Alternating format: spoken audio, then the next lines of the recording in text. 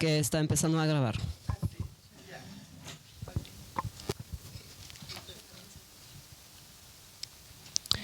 Voy a hablar en español.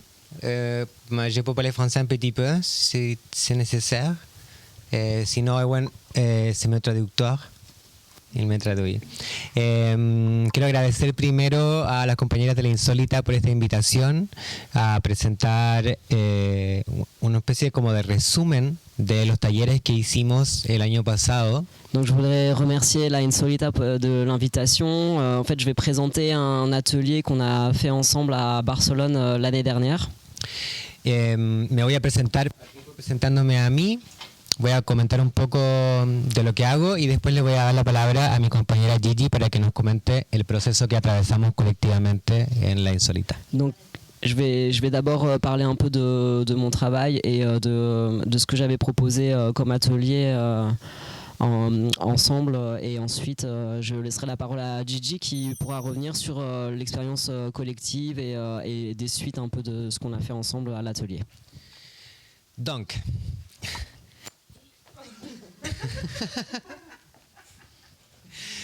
je m'appelle Selva González, c'est mon nom. Je suis du Chili. Mais j'habite Marseille pour 4 ans, je pense. 4 ans? Oui, 5 ans, comme ça. Quelque chose comme ça. Oui. Soy productora ejecutiva de cine, gestora cultural y activista LGBT. Alors, je suis médiatrice culturelle, militante LGBT et ¿qué más dijiste? Productrice ejecutiva. Ah, et productrice exécutive. Yes. Llevo más de 18 años trabajando en la gestión de proyectos culturales feministas. Ça fait plus de 18 ans que je travaille à la gestion de projets culturels féministes.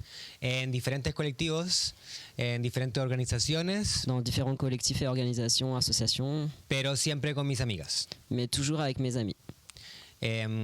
Entonces, hace unos años atrás, en una visita a Barcelona, conocí a las compañeras de La Creatura. Il y a quelques années, j'étais de passage à Barcelone et c'est là que j'ai rencontré les camarades de La Creatura. Y tuvimos unas sesiones de gestión colectiva. Et on a fait des ateliers sur la gestion collective. En donde pude compartir algunas de las técnicas y metodologías que aprendí en mi trabajo en el Museo del Hongo. Et c'est là que j'ai pu, en fait, à cette occasion, partager mon expérience sur en fait, un collectif qui s'appelle le musée du champignon. Suena chistoso en francés. Hace alrededor de, ¿cuántos serán ya? 8 o 9 años que colaboro con micólogos y mediadores culturales en proyectos que buscan divulgar el conocimiento del reino fungi a través del arte. Ça fait 8 ou 9 ans que je collabore avec des mycologistes, donc des spécialistes des champignons, et des médiatrices culturelles sur ce projet. Para compartir los conocimientos del hongo. Pour partager nos connaissances sur le monde des champignons. Entonces, lo que voy a compartir hoy día es un poco ese proceso que vivimos colectivamente con las amigas de La Creatura y La Insólita. Donc c'est ça que je vais partager avec vous aujourd'hui, c'est cette expérience collective avec La Insólita. Y vamos a hablar acerca de formas de organizarnos, formas de entender nuestro trabajo colectivo y también formas de cuidarnos colectivamente. Et on va parler de mode d'organisation, mais aussi de comment on prend soin les unes des autres et l'organisation collective. Quoi. Le voy a dar la palabra ahora a mi compañera Gigi para que nos hable del proceso que vivimos juntos en La Insólita. Et maintenant, je passe la parole à Gigi pour qu'elle nous raconte un peu le processus collectif qu'on a pu vivre avec La Insólita. Bueno, buenos días a todos otra vez. Qué guay poder estar aquí en este espacio también como tan íntimo, como eso es un poco también algo que buscamos, creo, a través de esos procesos, pues generar esta sensación de contagio y simbiosis. Bonjour à tout le monde. Encore une fois, on est très contente que vous soyez toutes venues aujourd'hui. C'est vraiment ça qu'on cherche, à créer une ambiance un peu intime comme ça, où on peut créer du réseau, faire symbiose ensemble. Y bueno, para entender, para ubicarnos un poco en lo que ha sido el acompañamiento con Selva, antes le quería explicar quiénes somos las insólitas. Je vais commencer par présenter la Insólita pour vous raconter un peu ce qu'on fait, qui on est, avant de passer au retour d'expérience sur l'atelier de Selva. Pues la Insólita es una red de organizaciones feministas que surgió en Barcelona poco antes del COVID, como creo en 2019. Donc la Insólita, c'est un réseau d'associations, de collectifs féministes basés à Barcelone qui a été créé un peu antes del COVID, un peu avant le COVID. Este proyecto surgió porque nuestros colectivos, digamos, todos estamos involucrados en el tejido de la economía social y solidaria de alguna forma de Barcelona. Donc toutes les personnes, tous les collectifs en fait font partie d'un réseau d'économie solidaire féministe à Barcelone. Y lo que estábamos viendo es que las estructuras que en teoría y las redes que en teoría son de economía social y solidaria en Barcelona seguían reproduciendo dinámicas bastante piramidales, al final clasistas, racistas y muy excluyentes. Donc en fait on a voulu parler et se rejoindre sur le fait que en fait, malgré tout, ce qu'on appelle l'économie sociale et solidaire à Barcelone reproduit des dynamiques d'oppression, que ce soit le classisme, le racisme et le sexisme aussi. Et donc, il fallait qu'on en parle pour contrer tout ça. Entonces decidimos abrir ese espacio como que nos sirviera como herramienta para poder encontrar estrategias para apoyarnos mutuamente. Donc l'idée c'était de créer un espace pour se soutenir les unes les autres et pour résister face à tout ça. Entonces que este apoyo fuera tanto a nivel de como apoyo político, pero también práctico para, por ejemplo, poder acceder a subvenciones más grandes, pensar proyectos, ¿no? Pensar colaboraciones en proyectos que nos permitieran abrir más puertas. Donc c'était du soutien politique, mais aussi très pratico-pratique sur notamment l'obtention de subventions pour pouvoir développer nos projets. Y para poder compartir metodologías y saberes entre nosotras. Et aussi pour partager des méthodologies et des connaissances entre nous.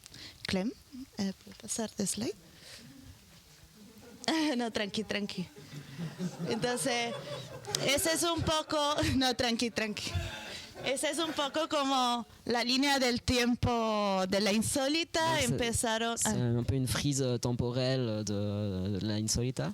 Y bueno, en realidad esa es una línea de tiempo antigua porque acaba en 2023. En 2025 llegamos a ser como 10 organizaciones. Bon, cette frise, elle n'est pas actualisée puisque en 2025, on a quand même réalisé 10 activités différentes. On a 10 collectifs qui nous ont rejoints en 2025. Y como ejemplo también de cómo colaboramos, gracias a la Insólita logramos que en 2022 el ayuntamiento nos cediera un espacio. Alors on a réussi en 2022 à obtenir un local en fait de la mairie. Y este espacio lo utilizamos como oficina y esto fue muy importante para las organizaciones pequeñas, como por ejemplo La Creatura, que no tenían espacio, pues poder tener un espacio. On utilise ce local comme bureau et ça a eu une importance surtout pour les petits collectifs qui n'avaient pas de local, comme par exemple La Creatura, ça crée vraiment un espace où on peut se retrouver. Clem, ¿puedes pasarlo? ¿Puedes pasar de slide, amor? Bueno, eso es lo que está. Entonces, un poco la idea de unirnos tanto de como esas necesidades en común y ver de cómo generar metodologías colaborativas para poder responder a esas necesidades. Donc l'idée c'était de se rejoindre, de se regrouper par rapport à nos nécessités et voir quelle collaboration pouvait en ressortir. Y entonces también ver la otredad y esta diversidad no como amenaza o competencia, sino como riqueza y posibilidad de crecimiento, ¿no? L'idée vraiment c'était de voir l'altérité, la différence vraiment comme une richesse et quelque chose qui peut nous permettre de grandir dans différentes directions et de le voir vraiment comme quelque chose de positif. Entonces, eso, bueno, lo que estaba diciendo que eran un poco los objetivos y algo que nos caracteriza es como esa diversidad, ¿no? Como que se expresa en varias formas. Hay en primaria, bueno. Cette diversité qui s'exprime sous différentes formes, c'est vraiment ça qui est important pour nous. En primer lugar es que estamos todas metidas, o sea, aunque seamos todas organizaciones que trabajen desde los feminismos, trabajamos en varios sectores. Alors, c'est sûr que ce qui nous unit, c'est vraiment le féminisme, mais on travaille sur vraiment des choses très différentes. Está, por ejemplo, La Raposa, que es un bar vegano y librería. Il y a La Raposa, qui est un bar vegan et une librairie. Está Candela, que trabaja con educación sexoafectiva. Candela, qui travaille le sujet de l'éducation sexo-affective. Está Cooperación, que trabaja con cooperación internacional. Cooperación, qui travaille avec de la coopération internationale. Y, por ejemplo, también está Punsis, que trabaja con urbanismo. Il y a aussi Punsis, qui travaille sur l'urbanisme. Está Sindillar, que es un sindicato de trabajadoras del hogar. Il y a Indiyar aussi qui travaille sur tout ce qui est, c'est un syndicat en fait de personnes qui travaillent à domicile comme travailleuses domestiques. Está La Creatura, que trabajamos con producción cultural y oficios. Está La Creatura. Oui, il y a aussi La Creatura. Y que trabajamos con producción cultural y oficios. On travaille sur la production culturelle et sur tout ce qui est professionnel de domaine de la culture. Y puedes pasar slide. Y ese es un poco como también los espacios que ocupamos en Barcelona.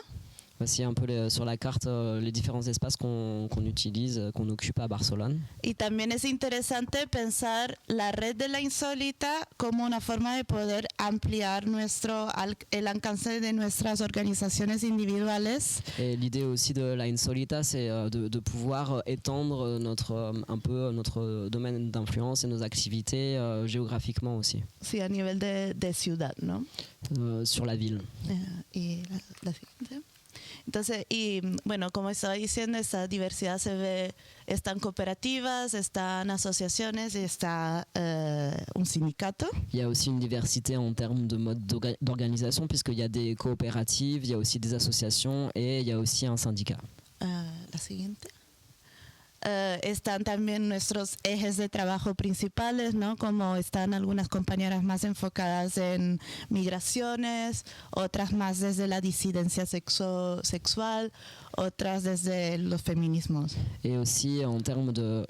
Tu peux revenir s'il te plaît. En termes aussi d'axes de travail, on a du coup des camarades qui travaillent sur tout ce qui est migration, d'autres camarades qui travaillent sur tout ce qui est dissidence sexuelle et aussi d'autres qui travaillent sur les féminismes. Y también aquí cantidades de personas, algunas organizaciones que tienen como muchas personas, otras menos, algunas que tienen un equipo remunerado más estructurado, otras que funcionan más por voluntariado. Et en termes de gens aussi, alors il y a des tailles de collectifs et d'associations différentes. Il y en a qui ont plus de 10 personnes, d'autres de 6 à 10, d'autres sont plus petites. Y que trabajan. Ah voilà. Il y a certaines personnes qui sont salariées et dans à peu près toutes les structures il y a des salariés et il y a aussi les bénévoles. Sí.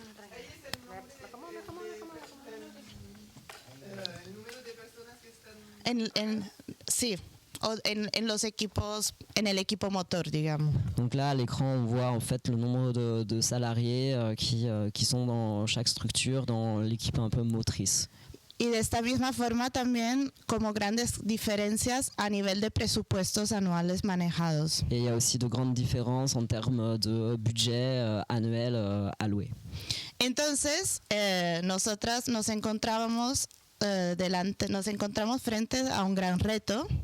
Donc il y a un grand défi auquel on doit faire face. Porque, claro, todas siempre aspiramos a colaborar y generar estructuras más fluidas y horizontales. Parce qu'en fait, on aspire toutes à des modes d'organisation plutôt horizontaux.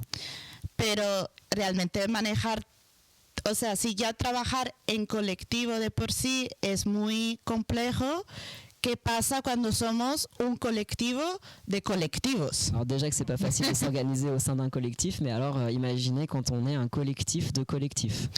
Y entonces fue esto un poco como algo que decidimos trabajar. Donc on a vraiment décidé de se mettre à la tâche sur ces sujets-là. Y entonces en 2024 hicimos un proceso como apostamos a generar un espacio para poder realmente reflexionar sobre cómo construir una red que fuera realmente colaborativa. En 2024, en fait, on a généré une discussion pour voir vraiment comment est-ce qu'on pourrait créer un réseau qui soit vraiment, vraiment collaboratif. Y también para nosotras fue importante encontrar una forma de que estos espacios de reflexión fueran espacios remunerados. Et aussi pour nous, c'était important que ces espaces de réflexion soient des espaces rémunérés. Porque también muchas veces sentimos que los proyectos siempre tienen que ser algo de cara al público, cuando también hay que reconocer la importancia del trabajo interno, ¿no? Parce que souvent les projets, bon, il y a tout ce qui est l'aspect public, mais il y a aussi tout le travail qui est derrière, qui est souvent assez invisibilisé. Y bueno, hicimos este proceso que tomó dos partes. Por un lado estuvimos desarrollando herramientas más de económicas, fondos, pensar fondos en colectivo. Donc il y avait d'abord l'axe de tout ce qui est économique, en fait, de réfléchir à les subventions, comment les obtenir et ensuite comment les répartir. Y la otra parte fue más sobre pensar herramientas de gobernanza, organización y cuidados internos. Et ensuite, l'axe suivant, c'était réfléchir aux dynamiques un peu de comment est-ce qu'on dirige le truc, comment est-ce qu'on se répartit le travail et comment est-ce qu'on prend soin surtout les unes des autres. Y hoy, bueno, con Selva les explicará mejor sus herramientas, pero hoy quería compartir un poco cómo nos impactó a nivel práctico ese trabajo con Selva. Donc je vais revenir sur l'atelier de Selva, mais je voulais surtout revenir sur l'impact pratique que ça a eu sur notre organisation. Porque quizás puedes ir a la... Bueno, eso no lo traducí al francés, perdón. Alors ça, désolé, je ne l'ai pas traduit en français. Yo puedo traducir, okay. Ahora si quieres. Ahora poco a poco les explicaré. Pero ha sido muy interesante porque, claro, con Selva tuvimos nuestras varias sesiones en que se abrían siempre como pues estos temas y una sensación que teníamos también era como que al final era todo muy fluido. Y bueno, sí, no sé, como era siempre como esos espacios de reflexión, de pensar, y los hongos y el micelio y las redes, pero como que igual era siempre como salir con muchas cosas en la cabeza, pero luego dices, ¿y eso qué? Donc on avait fait pas mal, plusieurs ateliers, plusieurs sessions de travail avec Selva, et la sensation qui subsistait, c'était un peu cette sensation de vraiment faire réseau, de se sentir un peu comme ça dans un réseau de champignons, mais on avait un peu une sensation un peu floue parfois en sortant des ateliers, et du coup on s'est dit qu'il fallait qu'on en discute un peu plus concrètement. Y claro, creo que un aprendizaje también de esto es, y de lo que les voy a explicar ahora, es que muchas veces estas semillas que desarrollamos en talleres, en formaciones y tal, a veces toman su tiempo para poder tomar forma. C'est aussi le fait est que les petites graines qu'on plante pendant ce genre d'atelier, en fait, elles prennent le temps aussi de se développer et de grandir. Y muchas veces para que veamos cómo hemos integrado esas nuevas herramientas, nos tenemos que encontrar enfrente al conflicto. Et parfois aussi pour pouvoir vraiment être dans la mise en œuvre des nouveaux outils, il faut qu'il y ait un moment de conflit. Entonces nosotras nos estábamos encontrando frente a ciertas tensiones. Donc nous en fait on avait certaines tensions. Primariamente que estábamos manteniendo una organización horizontal cuando en realidad había una implicación muy distinta, ¿no? Había muchos desniveles de implicación. Alors, déjà, en fait, on essayait vraiment de maintenir une organisation horizontale, alors qu'il y avait quand même pas mal de niveaux d'investissement différents des personnes, et c'était assez déséquilibré. Y entonces era como cómo poder construir una estructura que sea flexible, pero que a la vez permita reconocer esta diferencia de implicación. Donc il s'agissait pour nous vraiment de trouver un mode d'organisation qui soit le plus horizontal possible et qui soit surtout flexible pour refléter et vraiment prendre en compte le fait que les investissements individuels étaient différents. Y entonces eso nos llevó a pensar cómo replantear nuestra manera de manejar este liderazgo y esta distribución de poder a nivel interno. Donc ça nous a fait vraiment nous rendre compte qu'il fallait qu'on discute clairement et de manière directe de ce que ça voulait dire en fait qu'il y ait des personnes un peu plus leadeuses, on va dire, et tous les enjeux de pouvoir, etc. au sein de la structure. Principalmente también porque el grupo más implicado al final necesitaba más fluidez para tomar decisiones y no se podía esperar a que esas decisiones se tomaran siempre en grupo. Et aussi parce que souvent en fait il y avait des prises de décision à faire et qu'on pouvait pas toujours pour le groupe un peu plus moteur. C'était pour le groupe un peu plus moteur, il fallait prendre des décisions et on pouvait pas toujours attendre que tout le monde soit d'accord, qu'il y ait consensus, etc. Cuando además muchas veces el resto del grupo no está con el tiempo ni está con ganas de delegar. Et aussi parce que à vrai dire le reste du groupe parfois a envie de déléguer. Entonces, un día hicimos unos grupos de trabajo para entender cómo reestructurarnos. Donc on a d'abord commencé par faire des groupes de travail pour comprendre comment nous restructurer. Y de ahí, para el orgullo de Selva, salió la estructura hongo de la Insólita. Et là, vraiment, ce qui rend très fier Selva, c'est qu'on en est arrivé à une structure en forme de champignon. Que en realidad esta estructura específica fue también fruto de la creatividad de Mare, que dijo, vamos a hacer un hongo. Et puis ça vient surtout en fait de la créativité de Mare qui a dit en fait on va dessiner un champignon et ça va être ça notre structure. Y entonces como los hongos, así sabemos que como las esporas del hongo es simplemente la punta del iceberg de todo el mundo fúngico. Et de la même manière qu'en fait on sait que le champignon, la partie extérieure du champignon n'est que la partie émergée de l'iceberg et qu'il y a beaucoup de choses qui se passent cachées. Hemos definido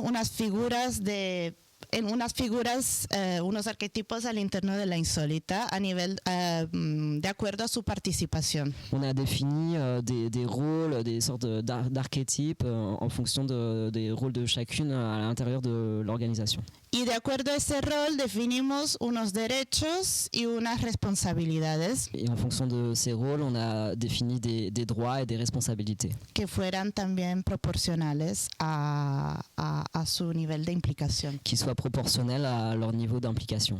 Entonces empezamos por pileo. Donc on a commencé par le chapeau. Que son principalmente que no puedo con el francés. Désolée, mais je suis morte de rire avec toutes ces expressions en française. Le champignon. Le champignon, le chapeau, ça me fait trop rire.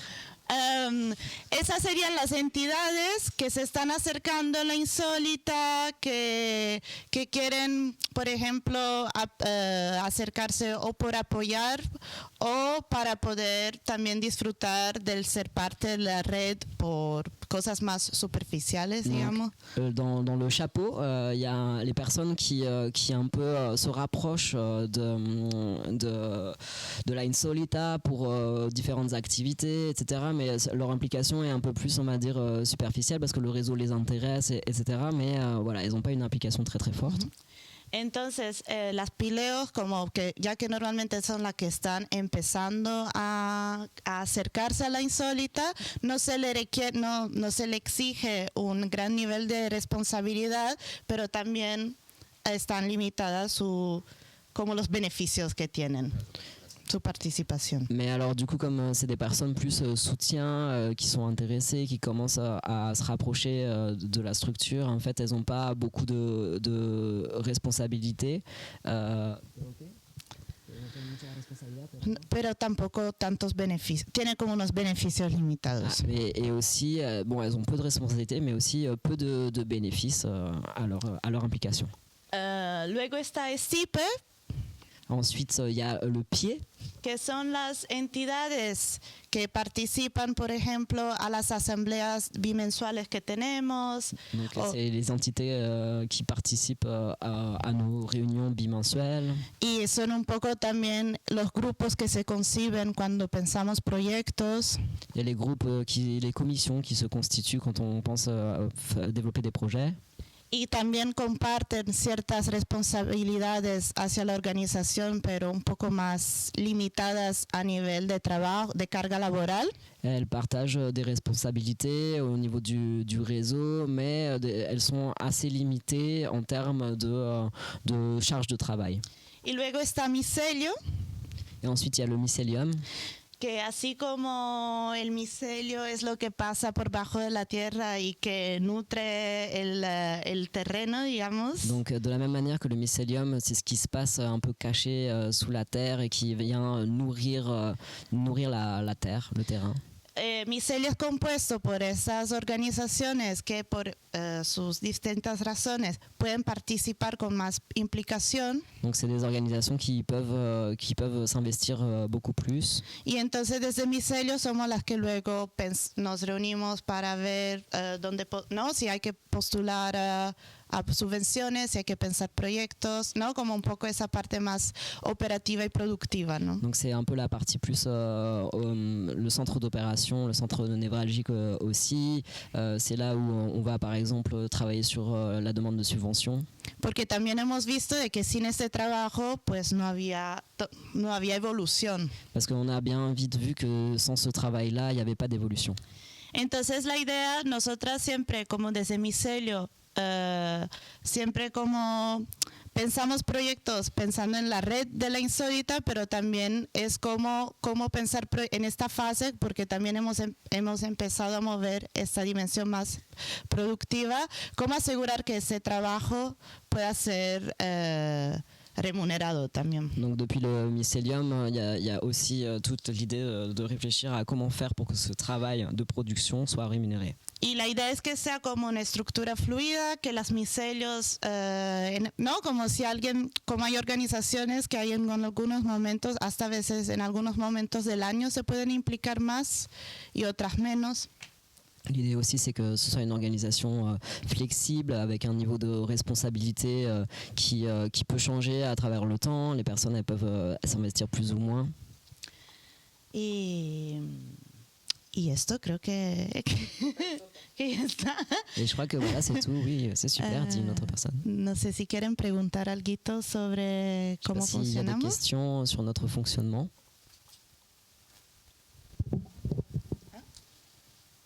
Voilà une photo de différentes organisations, les personnes qui les composent. ¿Cómo se decide quién entra? O sea, ¿cómo podemos acceder a la Insolita? Comment est-ce que ça marche pour rejoindre la Insolita? Eso es un tema que hemos tenido últimamente. Alors ça, c'est justement un sujet un peu compliqué ces derniers temps. Pues la idea es quizás como ahora no estamos promoviendo mucho la participación porque también como nuevas participantes implican luego como todo ese proceso de onboarding, digamos, ¿no? Como integración. Donc en ce moment, on fait pas trop de pub pour rejoindre l'orga parce que en fait, c'est vrai qu'accueillir des nouvelles personnes, ça veut toujours dire les accueillir bien comme il faut, quoi. Donc ça veut dire vraiment un processus d'intégration. Tenemos un poco un criterio de valores, o sea, como asegurarnos de que sean como organizaciones con valores parecidos. Donc le critère principal, c'est sur nos valeurs partagées. Y por el momento, porque antes sí que algunos años atrás pensábamos en organizaciones para ir a buscarlas. Et il y a quelques temps, en fait, c'est nous qui pensions à des organisations, des collectifs qui existaient déjà et qui allions les démarcher, leur parler de notre orga. Pero por ahora también lo que estamos haciendo es que cuando la gente nos escribe, o sea, estamos esperando más a que la gente nos venga a enseñar a manifestar su interés de participar. Alors que maintenant, en fait, on fait l'inverse, c'est-à-dire c'est quand des collectifs nous contactent et nous sollicitent qu'on réfléchit à comment les intégrer. Sí.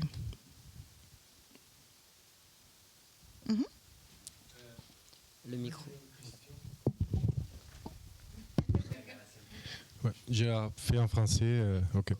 Je vais faire une question parce que on a vu les champignons là et on a 3 niveaux et franchement ce que je pensais honnêtement c'est que l'architecture c'était pas si loin d'être pyramidal. Parce qu'on a quand même 3 niveaux, le travail de chacun, on a un peu des degrés, non, je ne vois pas si loin, je pense de parler de ça avec quelqu'un qui travaille dans une entreprise et me dit mais en fait nous on travaille comme ça, c'est pareil, il a le middle management, le management, au management. Attends, je vais traduire, tu peux continuer après. Okay. Mi pregunta es porque al ver ese dibujo y lo que explican, como que creo que algunas personas podrían decir que no está tan lejos de una organización piramidal, porque tiene como igual una parte arriba, una parte mediana y una parte abajo y como que seguramente hay gente incluso en áreas business que podrían decir pero así funcionamos nosotros también.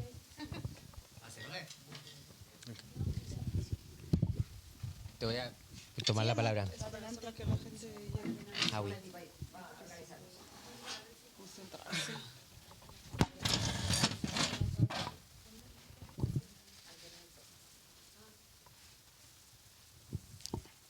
¿Será que hablo español o me paso al inglés? Is it good for everyone if I speak in English? No, habla en español.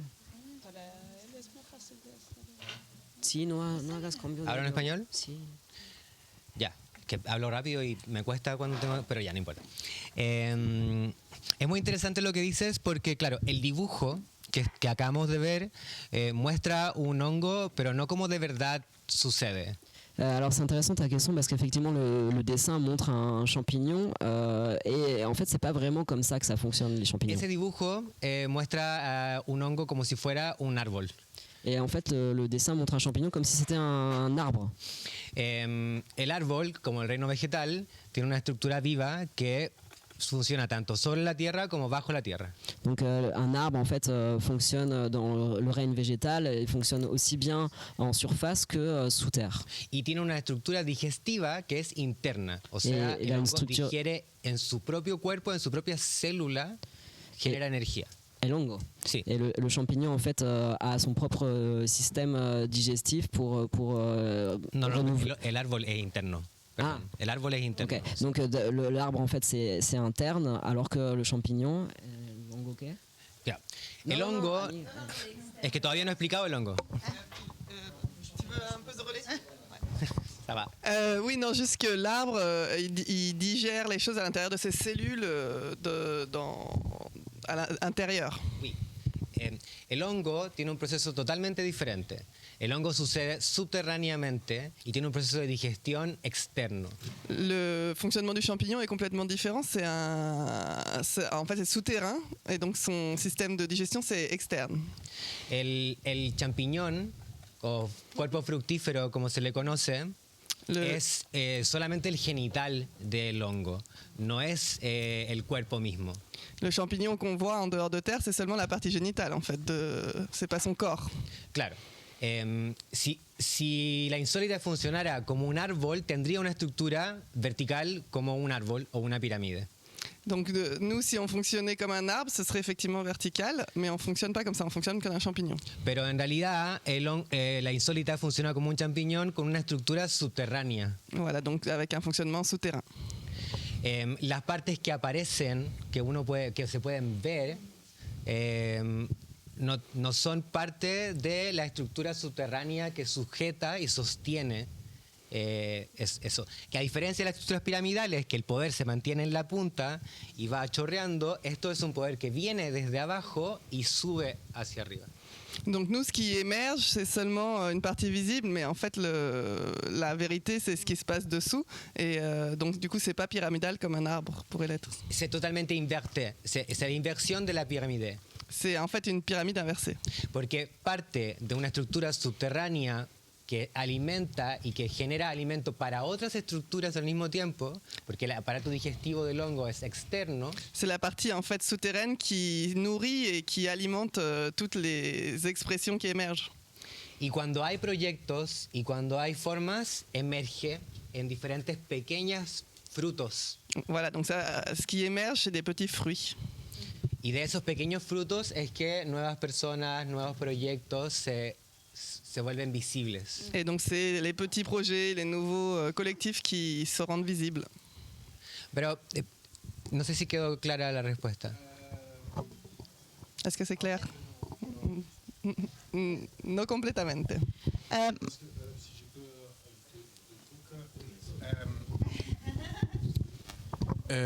Je ne sais pas comment ça marche, mais je pense que la base est quand même à un niveau numérique plus petit, non? Du coup, si on a beaucoup de personnes en haut, un peu moins de personnes à moitié et encore moins de personnes en bas, et du coup c'est en pyramide, c'est inversé. Para mí, si hay poca persona abajo, un número mediano en el medio y más personas arriba, entonces sí es una pirámide invertida. Mais c'est simplement pour comprendre, c'est pas une critique pour essayer d'aller plus deep. Et si je peux demander un autre truc. Es solo para entender y voy a preguntar algo más. Les champignons qu'on voit là, c'est un champignon. Et je me demandais si, parce que ça c'est sur les champignons qu'on mange, mais je sais qu'il y a des structures de champignons plus peut-être plus différents. Y este hongo que veamos es como el hongo que solamos comer, pero sé que hay otras formas de hongos. Qui sont plus peut-être que son quizás qui sont peut-être plus intéressants à voir tout ensemble, pas más juntos o que tienen formas diferentes. Bueno, partiendo desde el final, esto es es como una herramienta gráfica para entender. Je rappelle juste que c'est juste un outil graphique pour qu'on puisse comprendre. Que se hizo para una presentación y bueno, también creo que es como interesante ver de cómo... sí, vale. Pero también, antes de si no me lo voy a perder, como algo interesante que comenta Selva es que, claro, esa es una estructura que veíamos que la horizontalidad no tenía no estaba representando la realidad de participación. Bon, une chose qui est intéressante à voir, c'est qu'en réalité, l'horizontalité, ça ne représentait pas les différents niveaux de participation de toute façon. Y es muy importante porque eso pasa mucho en los colectivos feministas de romper con la idealización de la horizontalidad. Et pour nous, c'était très important de rompre cet idéalisme de l'horizontalité. Y entender que podemos construir estructuras cuidadas sin tener que vivir la exigencia y la autofustigación de la horizontalidad. Et pour nous, c'était important de dire que voilà, on pouvait vivre d'autres formes d'organisation sans devoir s'auto-flageller à propos de cet problème d'horizontalité. Y, On Pardon. peut aussi prendre du soin en ayant des structures qui ne sont pas nécessairement horizontales. Voilà. Il y a un truc sur le soin que... Et qu'on peut avoir des structures qui prennent soin sans que ce soit forcément tout horizontal. Pardon, j'ai c'était pour le micro. Ah, perdón, en español.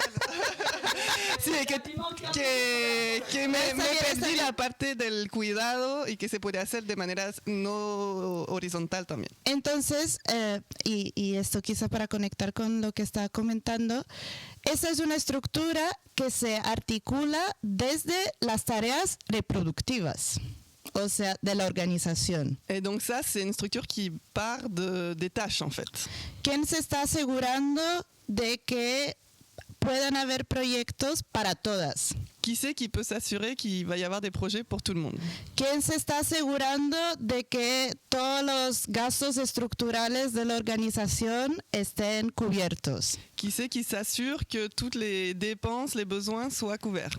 ¿Quién se está asegurando de que haya una manera para poder acompañar las personas que no pueden implicarse tanto? Qui c'est qui s'assure qu'on peut accompagner les personnes qui n'ont pas beaucoup de temps ou qui ne peuvent pas s'impliquer autant que d'autres? Y creo que es eso como también lo que rompe un poco con lo que puede ser una pirámide, ¿no? Como en realidad a las micelios no nos gustaría tener, es que además es como es cargarnos de más trabajo. Et en fait, c'est pour ça que c'est pas vraiment pyramidal, parce qu'en fait, les personnes qui font partie du mycélium, bah, en fait, on a plus de travail, quoi. Entonces, es eso, ¿no? Y Mare quería decir algo. Mare va ajouter quelque chose. Ah, bueno, ya dijiste lo que iba a decir, pero para ayudar un poco quizás a entenderlo, puede ser difícil porque también Selva en todo el trabajo ayudó mucho a pensar en estas otras maneras de pensar la organización, también mucho desde la cosmogonía y el colectivismo latinoamericano. Nous, ce qui nous a aidé dans les apports de Selva, ça a été d'apporter des nouvelles formes de penser l'organisation, aussi des formes qui viennent de cosmogonies différentes, un peu décoloniales aussi, et d'Amérique latine. Claro, entonces es muy fácil caer siempre en un pensamiento como jerárquico, patriarcal, militarista, ¿no? Como que son pensamientos también muy del norte global, y la idea también del pensar como en el hongo y de... Bueno, mucho del trabajo de la micología y de otras visiones es como verlo colectivo, perdón. Et oui, donc c'est vrai qu'on a un cadre de référence qui nous vient facilement en tête, qui est un cadre occidental, hiérarchique, patriarcal, même militariste, on pourrait dire. Et là, du coup, c'est trouver d'autres référentiels. Donc autour de la mycologie, ça nous a vraiment aidé à penser différemment. Y claro, esta es una forma de visualizarlo, pero lo que vamos a explicar ahora con Selva y Gigi, cómo fue el proceso, va a ayudar mucho a entender. Et là, on va vous expliquer un peu notre processus, donc peut-être ça va nous aider à comprendre ce qui s'est passé. If it's okay for everyone, I will change in English because it's incredibly much comfortable for myself to be able to express myself in a linear expression. It's okay? Donc je vais passer à l'anglais parce que pour moi ça va être plus simple en fait. Stopping, it breaks my heart and I cannot do it like this. I'm performative. I come from performative art, so I need the possibility of letting loose and just be able to So express. you want to stop the translation? Yes, if it's better for everyone. Ok. ¿Alguien no entiende el inglés? On peut faire un petit groupe quelque part, on traduit comme ça en chuchotant en même temps sans que ça interrompe trop. Because I think it's better for me. It's just keep breaking it and I keep losing my concentration. And if anyone knows me, I love to speak in a line. And then we can stop. It's better and it's also, I think it will give me more peace of mind to do this exchange. I will try my best. C'est ok pour tout le monde? Il n'y a pas de besoin de traduction? Si no se puede hacer su traducción simultánea. No. It's just a little bit slow. If oh là là, Cagette.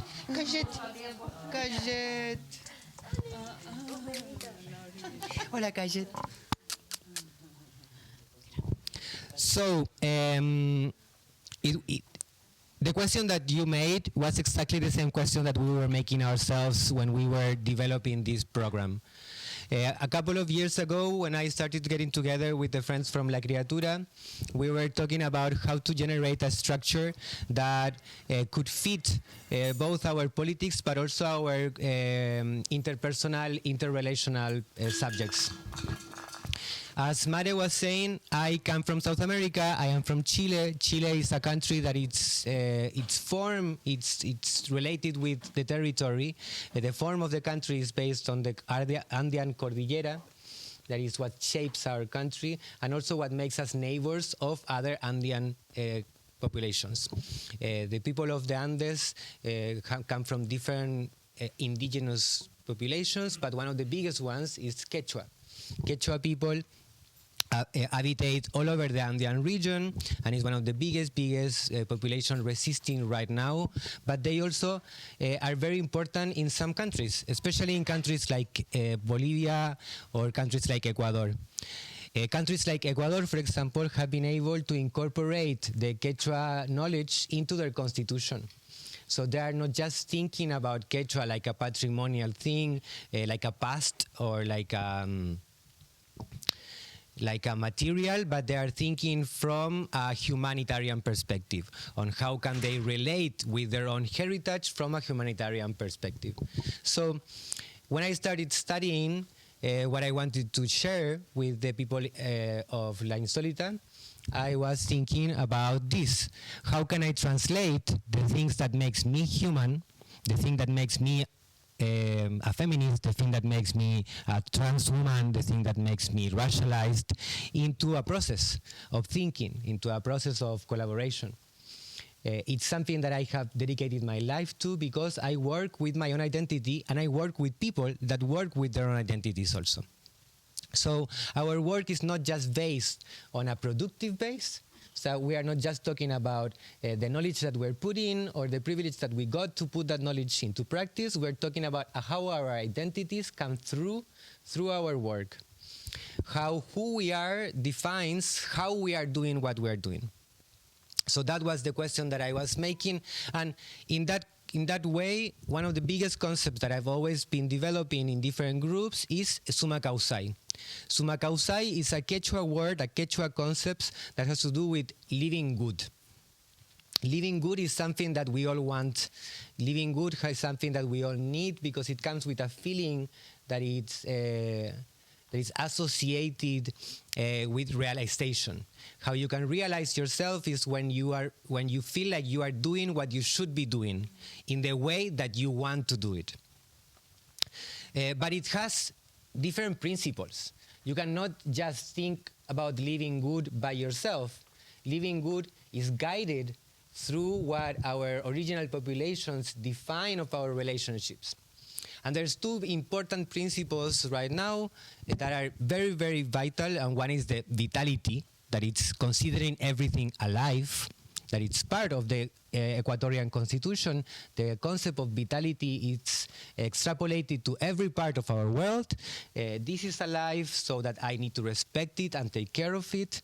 As you are alive, as the air that is between us is alive, as the bacteria and the viruses that infect us are alive, and we need to take care of every part of it so that they can live in equilibrium. And the other big part, or another big principle for summa causai is relationship. Everything is related.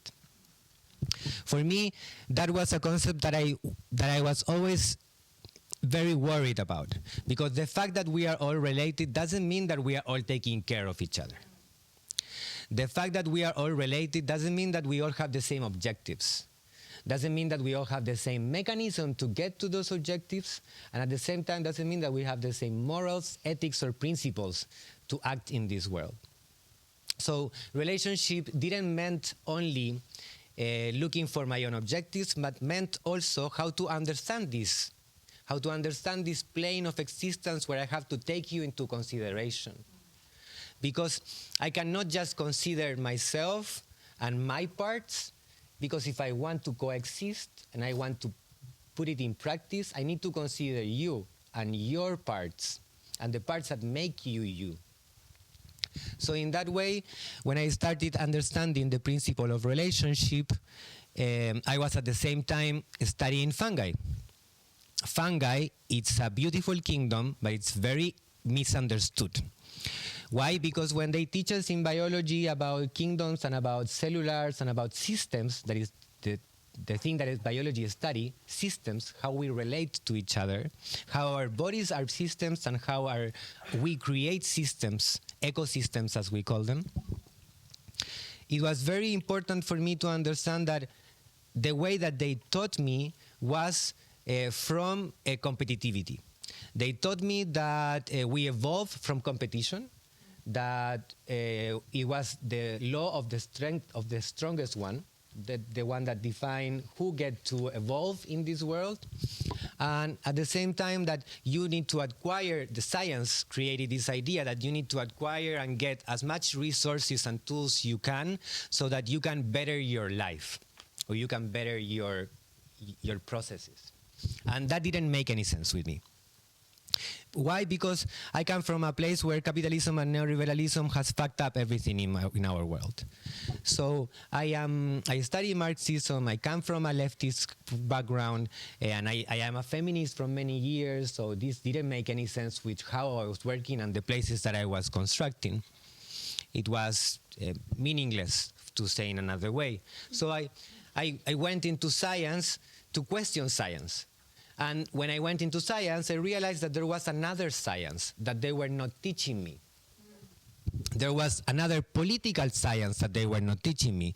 There was beautiful people like Lynn Margulis teaching about endosymbiosis. That it's the way we can understand that we actually didn't evolve from competition, we evolved from collaboration.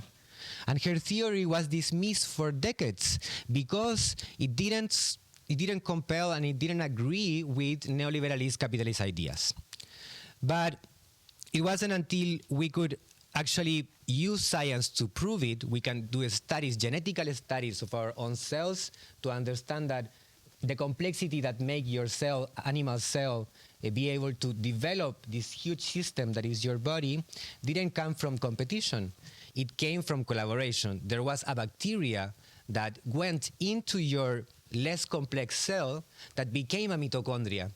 That is the part of your cell that make you able to develop, to grow. And it's the same thing that happened with trees. Vegetable cells don't have a mitochondria, they have a chloroplast. And through the chloroplast, they can make inner energy. They have inner ways of creating energy, and in that way, they were able to grow. That's why you can see trees, for example, as you can see bodies. Because we are able to grow bodies. And in our bodies, we expand. We create more systems, more complex systems, like nervous, digestives. And these systems are all interconnected. But that meant that our cells had to internalize this process. We had to individualize ourselves.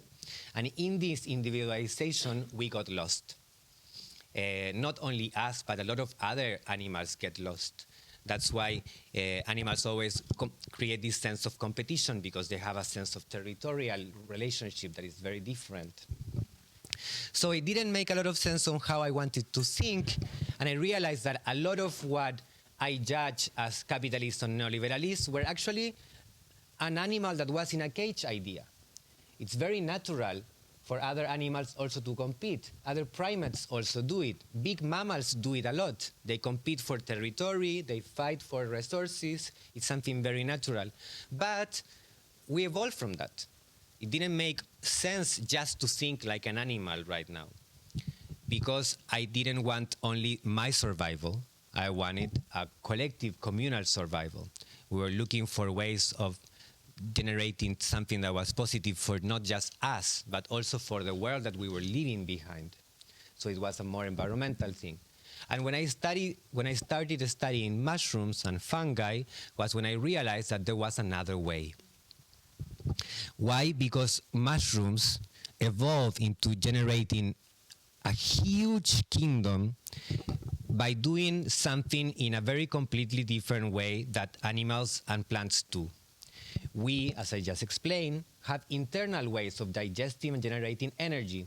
Mushrooms don't have that. They have external way of digesting and generating energy. What mushrooms do is that they liberate enzymes and chemics into their environment so that they will transform what is around them, like a fruit, a vegetable, soil, even a rock, into something nutritious. That's why they are considered pioneer organisms. And I was like amazed by this idea that by externalizing our processes, by externalizing our mechanisms, we're able to generate more resources and to transform the environment around us, not just ourselves. So that made a lot of sense with what I was saying before. How can I break outside of this animal mold of individualism? Fungi had an opportunity for that. We could understand the world as this underground network so that we could use our energy not just to internalize processes and mechanisms, but to externalize it also, to teach others how to do it, not just to share the results, but to share the processes. So that also the processes will make us generate a different feeling of property into pertinence.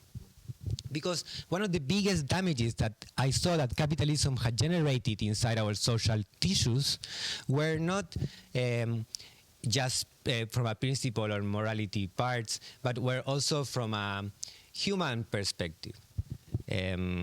We were transforming humans into slaves, into objects, dehumanizing, as we were saying it. And for me, that didn't make a lot of sense. So when I started understanding mushrooms, I went into symbiotic relationships. For people that don't study science or biology, symbiotic is a way that biology understands relationships. There are many different kinds of symbiotic relationships. Usually the ones that we value more are mutualism relationships, the ones that are, as we understand it from social perspective, reciprocity. So there is a mutual understanding, I give you this, you give me this. So then our relationship has both parts of interest, as we might say. But there are many other symbiotic relationships that are not mutualistic, that are even parasitary, for example. That means that one organism is surviving from the other vital circle. And we as humans were very judgmental in these parasitary relationships at the beginning because we only understood one part of this relationship. But as we've been growing and understanding more about our world, we have realized that a lot of these parasitic relationships that we understood were invasive, for example, were actually very necessary for our life. You could not just clean it. You could not just hygienize our life from every relationship that looked damaging or looked that was not horizontal, for example.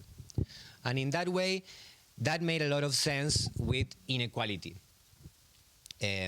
Because one of the concepts that I was always looking when I was developing these kind of projects that deal with political issues, with community issues, were how can we deal with concepts like justice, for example. When we get together with a group of friends, we are all fighting for a common struggle, for example. We are fighting against racism. But that doesn't mean that we are all in the same position against racism. So we are fighting for justice, but in our group, we don't have that same justice. Because we believe in inequality, like a concept that is brought by Occidental universalism, but we don't create a world for equity so that we may all be understood as different, so that our complexities may grow together.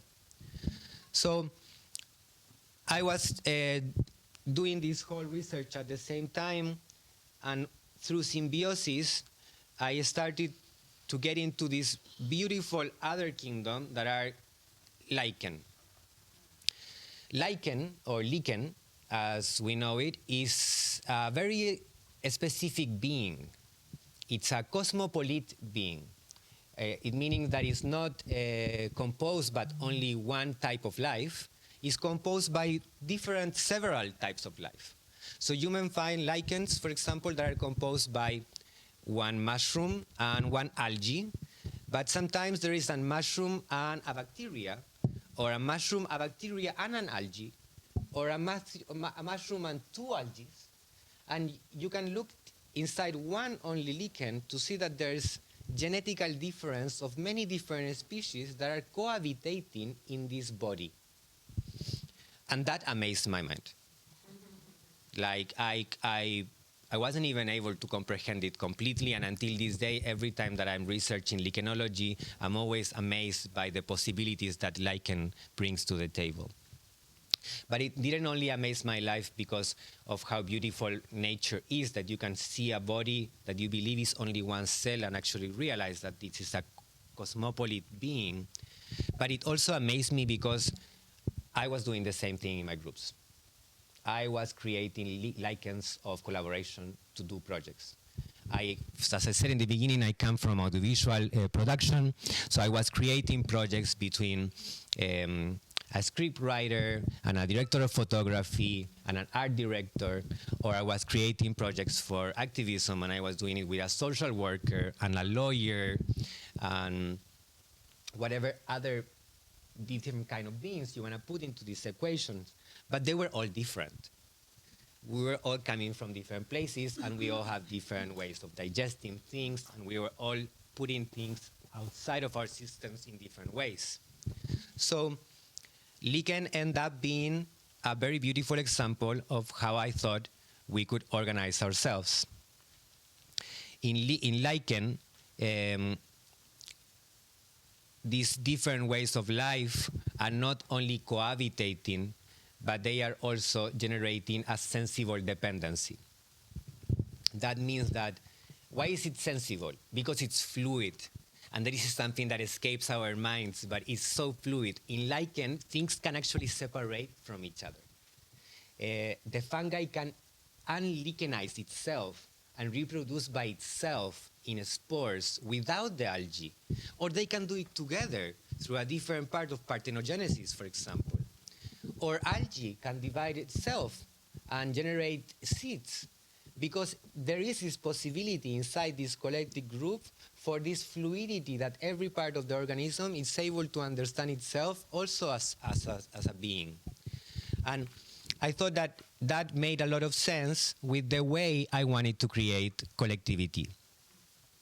I didn't want to create collectivity only for an object, but I wanted to create collectivity for survival, for coexistence, for finding a way of generating resources, but at the same time allow me to live how I wanted to live. And when I started sharing all these ideas with feminist movements, it was obvious that it was very in the same language. We were speaking the same things. Because we wanted to break out of what you were saying before, pyramidal structures. We wanted to break out of vertical structures. So whenever I was relating with a feminist group of friends that created a collective, or with a feminist group of colleagues that created a cooperative, or whatever the structure is, you were always seeing these round shapes that are very similar to a mycelium, that are growing and expanding in a horizontal way. But whenever something was popping, a project, the round thing didn't know how to react to it. There were not all of them were doing the same thing onto all of the projects. So the projects and the outlets of this energy was generating fractures a lot of times. Because when we are all together in the table, we are all the same. But the moment we have to make sure that there is food on the table and someone has to clean the table and someone has to, then we are not all the same. Yeah. Some will stay seated down, some will stay up, and our relationships start to change. And the considerations that we as collective have of each and every one of us changes.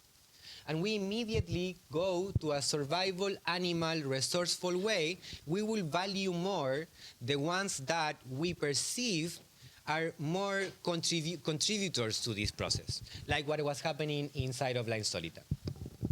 Yes. Any other question, or can I interrupt you? Yeah, of course. Okay. Yeah. Yeah, regarding this. Yes. That's okay. Yeah, regarding this point, I have another question.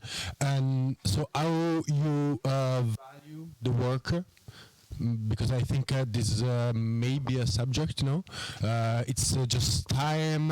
It's also have to do some some kind of way of valuing it differently, different kind of works. So I think this is a subject. You could do intellectual work for the collective. For the collective, you can do physical work like being on the entry and telling people the rules of the collective. There are many different works with different implications that in this society are usually valued very differently. So like every CEO will tell you, yeah, I work 40 hours like the other, but my work is super useful, so it's good that I'm hyper paid a lot. So I'm asking, how do you dealt with this subject? Also because like the same person could bring a very different amount of value regarding if it's just very tired and not concentrated, is not doing his best, or just deeply focused on what you're doing. Thank you for your question. I will get to that later because we will discuss points on how to deal with not value but evaluation. That is a different process, but I will develop into that. Dime, amiga. No, I think that we had this debate in Mediner. It's really hard. And for us, we had to do different indicators. No? It's like you can value the time, is important. You can value the consequences of the representation. No? What happens if you fail, if you don't do your work, where this responsibility goes. And this is something that the managing has sometimes, and not when you are in the daily life, but also you have, like, for example, risks that you are taking when you are in the front line that not. Yes. Then what is nice or what was nice for us was to do a process, a collective process, where collectively we talk about what we value. Then in these values that we take into account, like representation, like resources, blah, blah, blah, we put a note, like this is 100. Then how I feel that I approach to that 100 in each one, you know? Then collectively, we decided what was the value. And what was more funny was that we could see the work of the other people, and sometimes the people didn't value the work. You know, things that you were not giving value to your work. The other people was like, no, this is not what you do in our organization. You do this other thing. Then was super nice also to evaluate collectively what are the value that you're gonna take into account. Gonna be productivity, or gonna be like commitment, no? Or the face, or whatever. Responsibility, no? Stress. Exactly. Yeah, like the thing is, when we started doing these workshops with La Insólita, there were different areas that they wanted to develop, and they wanted to like profundize, ¿cómo se dice? To go deeper.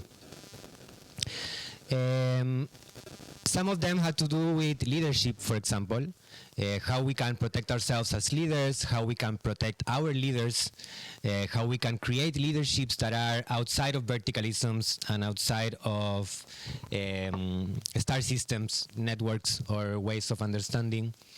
But at the same time, how much we need leaders, how much do we need social advocates to represent a lot of times what we want to say, the voice that we want to give, because we don't have always the time or the energy to do so. So, but one of the biggest parts of the workshop that we did had to do with what makes you a part of this collective, pertinence. It's a concept that I've developed a lot because a lot of times it's one of the things that it's more fractured inside a collectivity. And I'm going there because I think it's the point that for me it's more important when we're talking about our work or our lives. Yeah, pertinence, belongings, yes. Because I understand myself as a big mammal. As a big mammal, I have necessities like breathing, drinking water, eating, feeling. What is mama? Mamífero. Ah, okay. Mammal. Es que parecía Like mama. a big mama. My big mamas are so big. They are so big. No, but like big mammals need a lot. That's why we migrate. That's why we live in communities, because we have a lot of needs, you know. But at the same time, as a big mammal, one of the biggest needs that I have is territorial. But not territorial only in a physical way, but more in a spiritual way. I want the feeling of belonging. You know, I am from this space, even if this is a concept space, even if this is a feeling space, but I need to feel like I belong to this. A lot of times what makes me feel like I cannot participate or I don't want to participate is the feeling that I don't belong in this space. You know, it's a different language, it's a different color, it's a different race, it's a different whatever. The difference is what takes you out. But I had this understanding, because I was brought up in a very, very neoliberalist country that is Chile, that the way you can break through out of this was with property. So how would you feel like something is you belong is when you own it, when it's yours, you know? So whenever I started doing groups on works, it all came back to property, intellectual rights, how can we protect ourselves, how can you know that the work you're putting into this collectivity is you own it. You know, it has your name in it. And so that your way, you're not losing patrimony. Because Occidental Western way of thinking, neoliberalist way of thinking, capitalist way of thinking, man way of thinking, white man way of thinking, takes you to this idea that for you to belong, you need to own it, you need to have the property out of it, you need to take care of it, it has to be yours. And if it's not yours, then you are losing. You know, you are putting your energies in a place where you will not find this what you're looking for. And a lot of times we spend our lives looking for places where we belong, places that are our own. But that didn't make a lot of sense with my more Marxist way of understanding life, you know. And also these only new theories that I was learning from biology didn't make sense with this. So I started researching in other concepts like belonging. In Spanish we say pertenencia. It's the feeling that you belong to a place, that pertenence is that you are part of this. Even if it's not only yours, even if it's not your property, you still belong to this place. And I started researching for how can we make contracts that deal with not property, but belonging. And when we started working in how can you feel like you are part of La Insólita, or how can you feel you are part of Cooperación, or Puncis, or La Creatura, we're talking about generating organizational contracts. How you can have a contract that was not related with job, or with labor, or with value, but was more related with belonging. How much you would find yourself inside of this, how much you could transform it, how much this could transform yourself. And in that way, what kind of mediation, what kind of politics we need that this contract concretes, you know, we need that this contract puts on paper. So we made some points, you know. what are the things that for us were very important that an organization that is considered feminist, that is considered communitary, that is considered democratic, participative, whatever concepts we want to say in front of the table, what should this contract say? You know, because it's not easy to develop something like this. And one of the parts were what you were saying, how can we value work, you know? But other parts were, for example, how can we make decisions? That in the case of La Insólita was something that was becoming very urgent. Because something that happens a lot when we are in collective groups is that the group that is more participant, that is more active, needs to be able to make decisions fast so that their metabolism can actually start working. And I use that word that comes from biology, but it's very practical in the way of understanding work mechanism or methodologies. So this group that was very active, our digestive systems, for example, needed this possibility of making decisions fast so that their metabolism will work in the way that they needed it to work.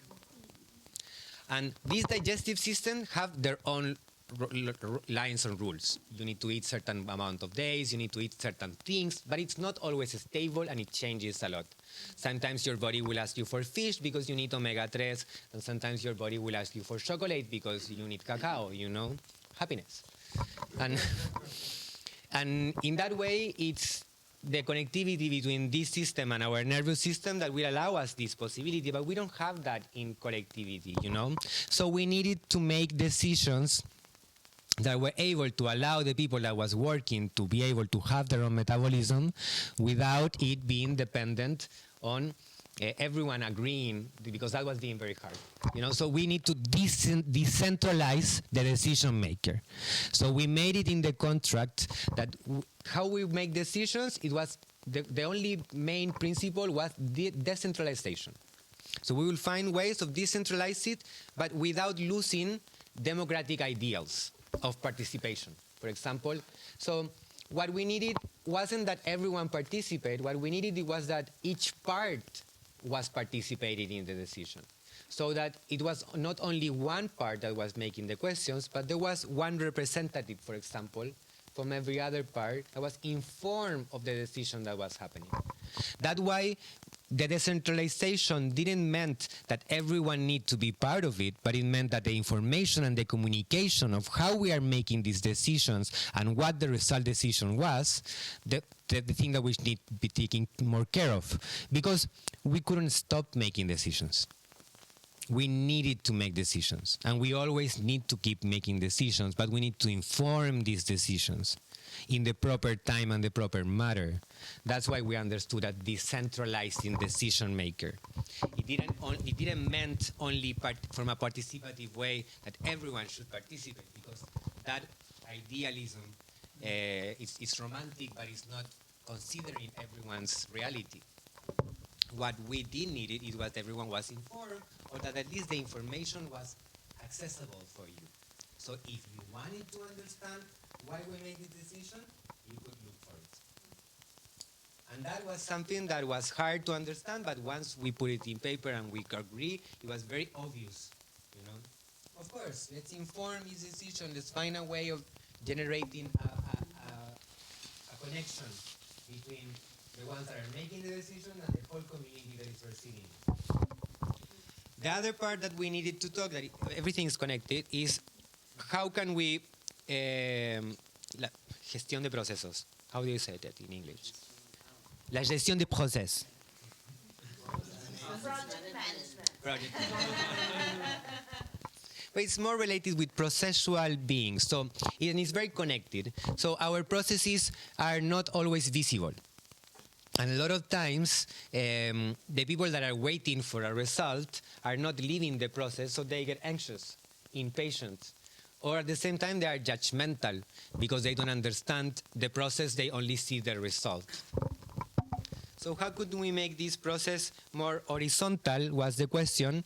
It came from how did we understood the gestion of this? How did it started the process? You know? Because once the process already started, it's very hard to be able to sustain it. Usually processes change, they're fluid. There's new people being acquired, the project will change itself and it will transform.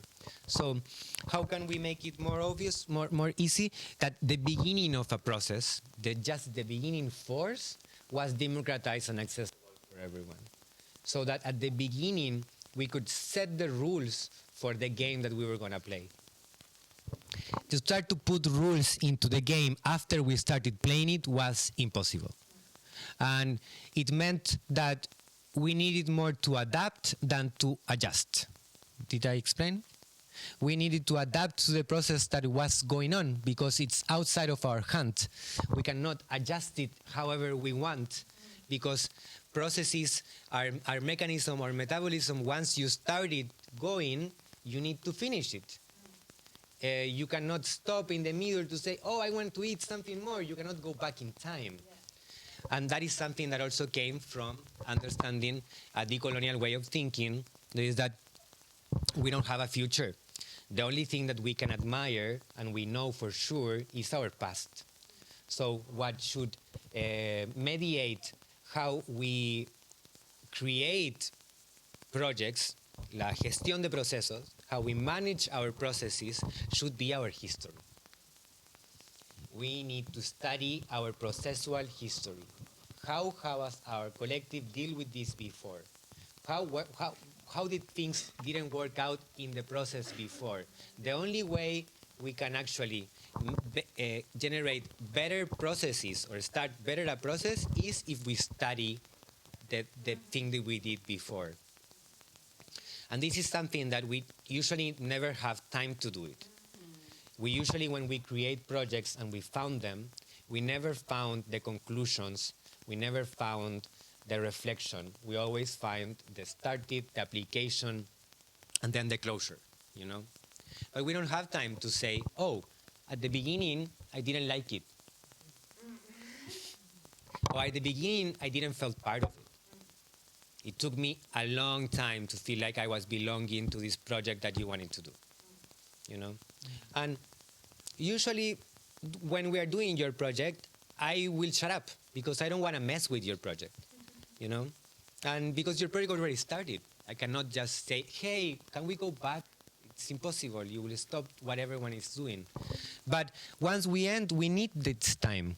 We need to be able to secure that our processes will start with the consideration of the past. Because again, as our original population taught us, the only thing that is in front of us is our past. There is no future. Future is just anxiousness. You know, it's fictional.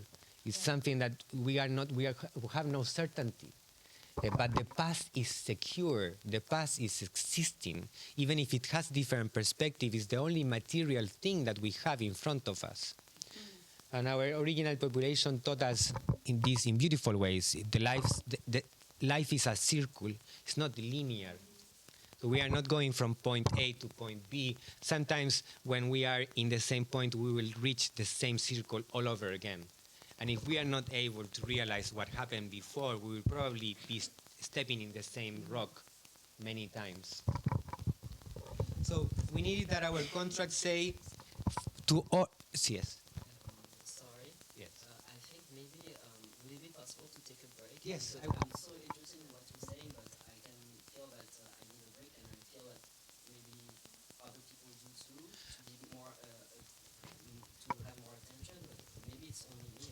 No, of course, it's in the morning and we're all waking up. We can have like 10-minute breaks and then we can continue with the last 3 points. Does that sound good to you? It's okay.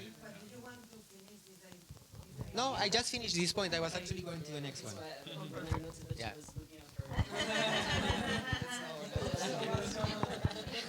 Okay, so we will do 10 minutes break and we will come back at... Yes. What the other companion was saying before, how can we value work was one of the most difficult things. There were two things that were very complicated in every feminist organization that I was dealing with. One was the value of work. how can we take consideration, but at the same time, how can we make it proportional or unfair or justice or just? And I feel like I focus a lot of the energy on this concept of justice because I believe that when we are starting in a feminist collective, we need to discuss justice as a starting point of every consideration, you know? And the point about evaluating is very much connected with this feeling of justice. How can I be valued fairly? Not just for what I am delivering, but for what I am working. A lot of times what we ask is that we are not judged by the deliveries, but the results, but that we are valued because of our processes. And our processes not just internal, but also collectively.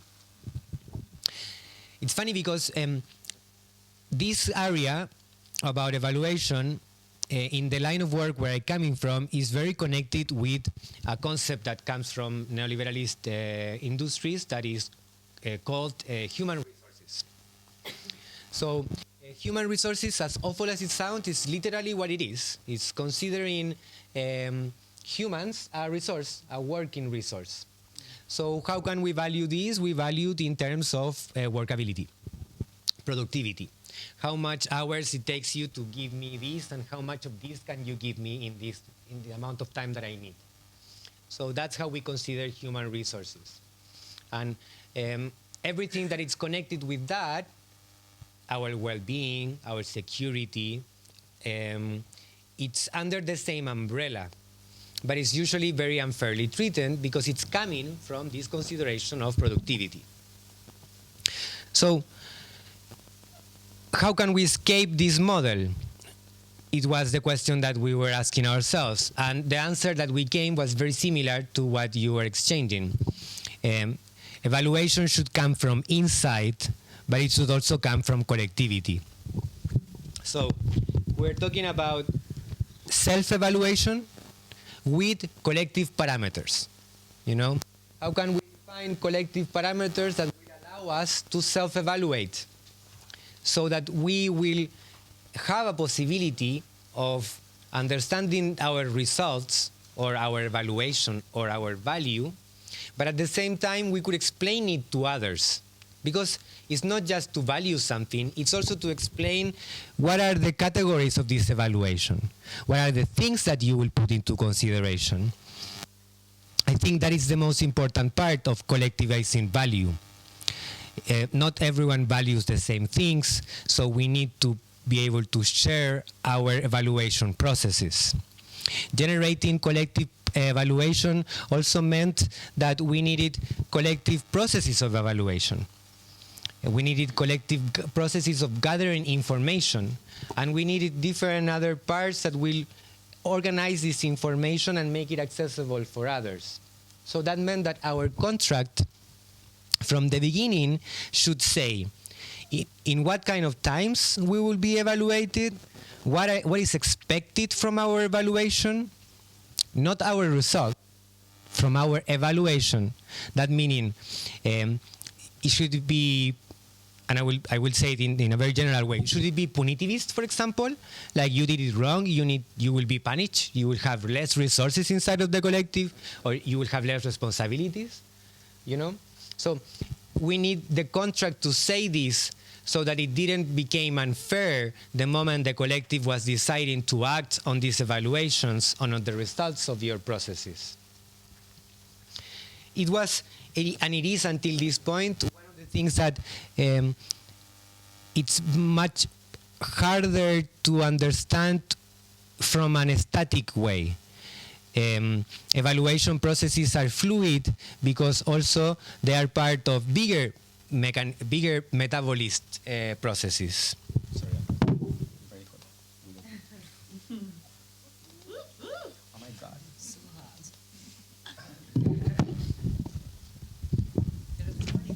¿Qué? No, está bien. Sí, es por el té que se me calentó el cuerpo. It's because of the tea.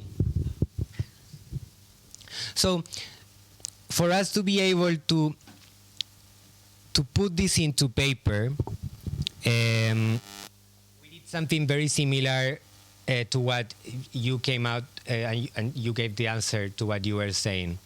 It came from sharing our processes, generating self-evaluation processes, and then generating collective evaluation processes.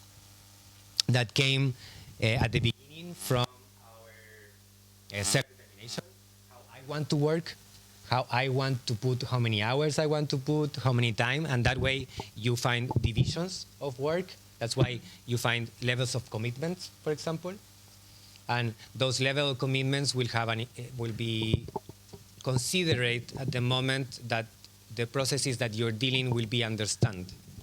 That's why there is people, for example, working in the underground part of the collective. There is the one that is actually doing the, how can I say, the digestive part, the one that is transforming ideas into projects, into a material part. That's digesting, you know, the energetic part. And then you have other parts that are the ones that are dealing with these results, putting them in the public, transporting these ideas or these processes into other parts. And also there are these other ones that are bringing ideas. The ones that are not actually doing the processes, but are just contributing with new ideas, new processes, new ways of using these processes or using these mechanisms. So from these evaluation processes, we entered more part of administration. And this is how we ended up subdividing the participation in the collective. Because one of the things that it's more complicated in our feminist collectivities, and I would say in every collectivity, is administration. No one likes to administrate. Like, we are all here because we want to make a change and we want to fight for our struggles, you know. We didn't came here to become administratives or funds or administratives or work, you know. None of us came to activism or to feminism because we wanted to be coordinators, you know. But a lot of us end up being coordinators. And that is in relationship with leadership again. Because we want to participate, because we want to do things, because you want to raise your voice and say, this should not be happening, we need to find ways of doing it, and everyone's around you saying, okay, let's do it. You end up, okay, so now you have to coordinate it. And a lot of times you find people that have incredible ideas and incredible intellectual processes having to coordinate and administrate. And that never works out nice. You know, it's always complicated. People always feel it's unfair. Because why did you end up having to coordinate it if you were the one, you already brought the idea, you know? So, collaborative administration, it was something that we wanted to put into the contract. That it said that we needed the commitment that to be part of this collective, we all should work on the administration of it. And we all should be aware of the administration. Because a lot of times, and the same thing that happens with leaders, is that people that are working but are not in the coordination are very judgmental with the coordination. Very judgmental with the administration. Because it feels unfair. Sorry, Aura. No, I have my questions. I have my problems here, or my contradictions here, no? Because it's like, not everybody has the ability to do it. Like, I can have a lot of ideas. I am good directing in the ideas. I am a fucking terrible coordinator. I can make everybody being crazy around me. Like, for real, like, then I don't want the coordination. I don't want the coordination. I know that I am not good on that. The same happened with administration. That there are a lot of people that we are terrible with administration thing, you know, like, and with this idea that everybody needs to take part of this, is like, we need to be really careful also of taking part doesn't mean to have that everybody has to know everything and how to do it. Yeah. No, continue. And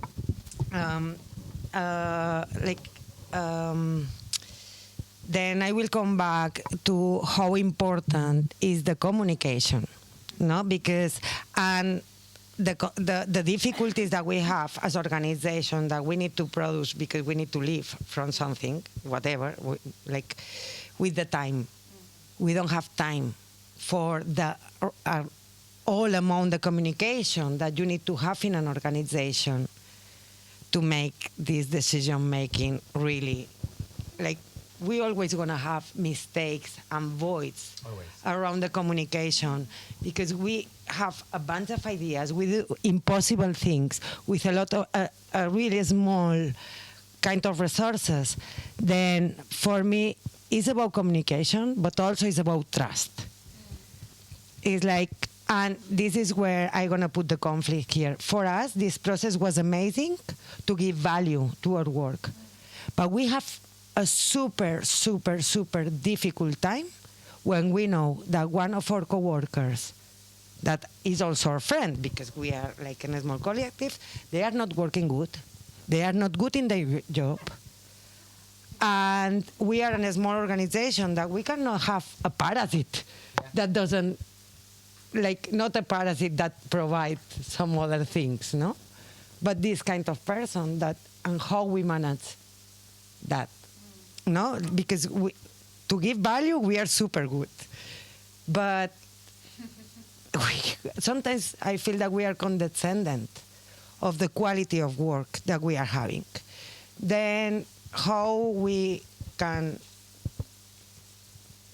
when we are looking for the good things, it's amazing. But when we come to the conflict, when we need to say to someone, you are not good here, you need to leave. And not from a punitive way, from, sorry. Yeah, I say expand my something also. intervention. Yeah, also to give, because you were talking about shared administration, and I wanted to give the practical example also of what do we mean by shared administration, which is not everyone is part of admin, but rather acknowledging it as this fundamental element of the organization. And what is also collective is the strategies that we are putting into action to cover this need. So and how to collectivize then this need, So both in terms of understanding the importance of it, but also, for instance, in La Insólita, one of our main goals, and also what Micelio is working for, is to eventually find someone that could work as, to make the only salary would be for someone doing the administration of La Insólita, but then making sure that this person could also, because La Insólita is, at the end of the day, doesn't manages that many projects, how to make sure that through La Insólita we can find someone, and then this person could do the administration of La Insólita, and then also use part of their work day, como su jornada laboral, to cover the administration of other smaller organizations of La Insólita who now are struggling to deal with admin tasks because they're way too small to have someone only focusing on that. Because also something that happens with administration is that many time, and accounts as well, many time in small organizations, who is behind numbers and who is behind admin processes is not someone who knows it, it's just the person of the organization who has less panic attacks in front of an Excel. So what happens is that it takes us so much time to do things that are not that efficient either. So this is one of the strategies. Doesn't mean that we all have to be involved in sense of all doing that, because sometimes also when we talk about horizontality or sharing things, it means okay, so now everyone will do the Excels, and it's no. But rather, how can we collectively think of a strategy, and how can this benefit everyone, you know? Yeah, I just wanted to say, I was thinking of the differences between our maybe collective or cooperative way of working and the difference with some other places where we work. For instance, working in institutionalized social workplace. The people who do the administrative are actually the people who are and the coordination are the people who are the most well paid. Which also I find unjust because, I mean, people who work with the people, it's actually the core of the job. But I find it interesting that here we think it's something like undervalued, whereas in the real world work environment, it's actually the most valued. I think it's very connected because it's undervalued and no one wants to do it. It's why it costs a lot. You know, like, and it's very hard to find someone. And like, once you find someone, it's expensive because it's a very special person that you can find. It's able to administrate projects, deal with the collectivity, understand the same values that you have, and that is very precious.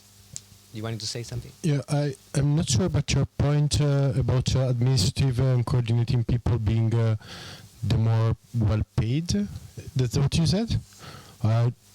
That's not my experience, honestly, because in like modern organization, like project managers are like really doing a coordinating job, and they are not well paid, and they can't really decide nothing about the project itself. They're just pulling all the strings, and the administrative part, if you think about like accounting and so on and so forth, they are like really basic paid jobs. Like the management that is not doing the coordinating part. The coordinating part, it's the middle slash low management, sometimes even not management, and is not that well paid. The manager, the most paid people in the organization are like leading people, like or doing the bad guy decisions, or doing putting the vision inside. I think the answer to your question is that in small organizations like ours, usually the people that you say that are in leaderships are the ones that are administrating and coordinating. That's why they have bigger salaries. And it happens a lot that when we have very small collectives, the people that are leaderships, the one that immediately know their resources and know everyone in the room, so no, you can do this and you can do that. They immediately become the coordinators. They are the only ones that have a salary during the whole process of the project. And even if their salary sometimes is smaller than other salaries that are for like small periods of time, for example, you have salary all the time. And you are the only one usually that is contracted. Not that the other people that are usually determined from a very small specific time, so your contract is very small. So usually people that do administration and coordination are more well protected because it's usually a line of work that people don't like to do. Doing finances, for example, like contabilidad, like we say in Spanish, accountability, it's something that is very hard to find, especially in projects that are very political. And we usually pass it from one word to another. It's like, who's in your finances? And they do, yes, and we are sharing them because it's very hard to find these kind of people. Fuck, we are looking for one. And it's usually when you see our budgets, you will see that it's the person that is usually getting the most amount of money out of the honoraries. Okay. Because they are contracted the whole time the project lasts, and they have a constant, stable salary. And that's what it comes with privilege. It's not that they have the bigger salary all the time. Is that they're always stable. And I wanted to go, I'm sorry to interrupt the question parts, but I wanted to elaborate on the questions that you were all asking, because talking about collective administration, as Gigi said, it doesn't mean that we are all going to do it, but it do means that we are all part of it in some sort of way, and that the person that is administrating or using this role is considering every other part of the equation, so that it doesn't feel like they are imposing. And for the others, it also felt like they are participating. But to make this possible and to make it safe, Because this is the thing, a lot of times it's a very unsafe position you are putting yourself in. It's a very judgmental part. What we need, because a lot of times we cannot trust only mediation as a way of dealing with problems or conflicts, we need protocols. Something that I've learned from feminists and that I found that it's very important that when we go to an association, we know which are their protocols. Protocols to deal with everything. Protocols to deal with things as obvious as sexual abuse in work environments, for example, improper relationships that happen in laboral context, but also protocols on how to deal with economical problems. What happens when we lose our funding? And we never know how to do this because we don't have protocols for precarity, for example. And we should have in every organization, especially a feminist organization, that we deal with a lot of precarity, not just in a project or like an institutional way, but also in an individual way. How do you find the time in this precarity to write the fucking protocol? Yes. The thing is, we don't always need to write it because there has been a lot of work in this field that has already been done. And there's a lot of protocols that already exist in different associations. We just need to research. There is a lot of creating part because we need to adapt it also. It's not that you can just copy and paste it into every association or institution or organic. Every organic needs an adaptation, but there are a lot of protocols, and we need to start assuring that in our collectivities there are protocols to protect us from ourselves. Because we will be the first one to exploit ourselves. In the name of activism, we fucked up our lives. We work, we mess with our emotional romantic relationships, we mess with our friendships and our worlds, we start to disrupt all our other financial parts of survival. In the name of activism, we lose self-respect, we start to lose our boundaries. And this is something that we learn from affective protocols of relationships because we are queer. So we know that we don't like to found our relationships in hegemonic patriarchal way of understanding it. So we understood that for us to having, for example, non-monogamic relationships, we needed protocols on how to deal with polyamorosity, for example. Because it's not as easy to expect emotional or affective responsibility from someone.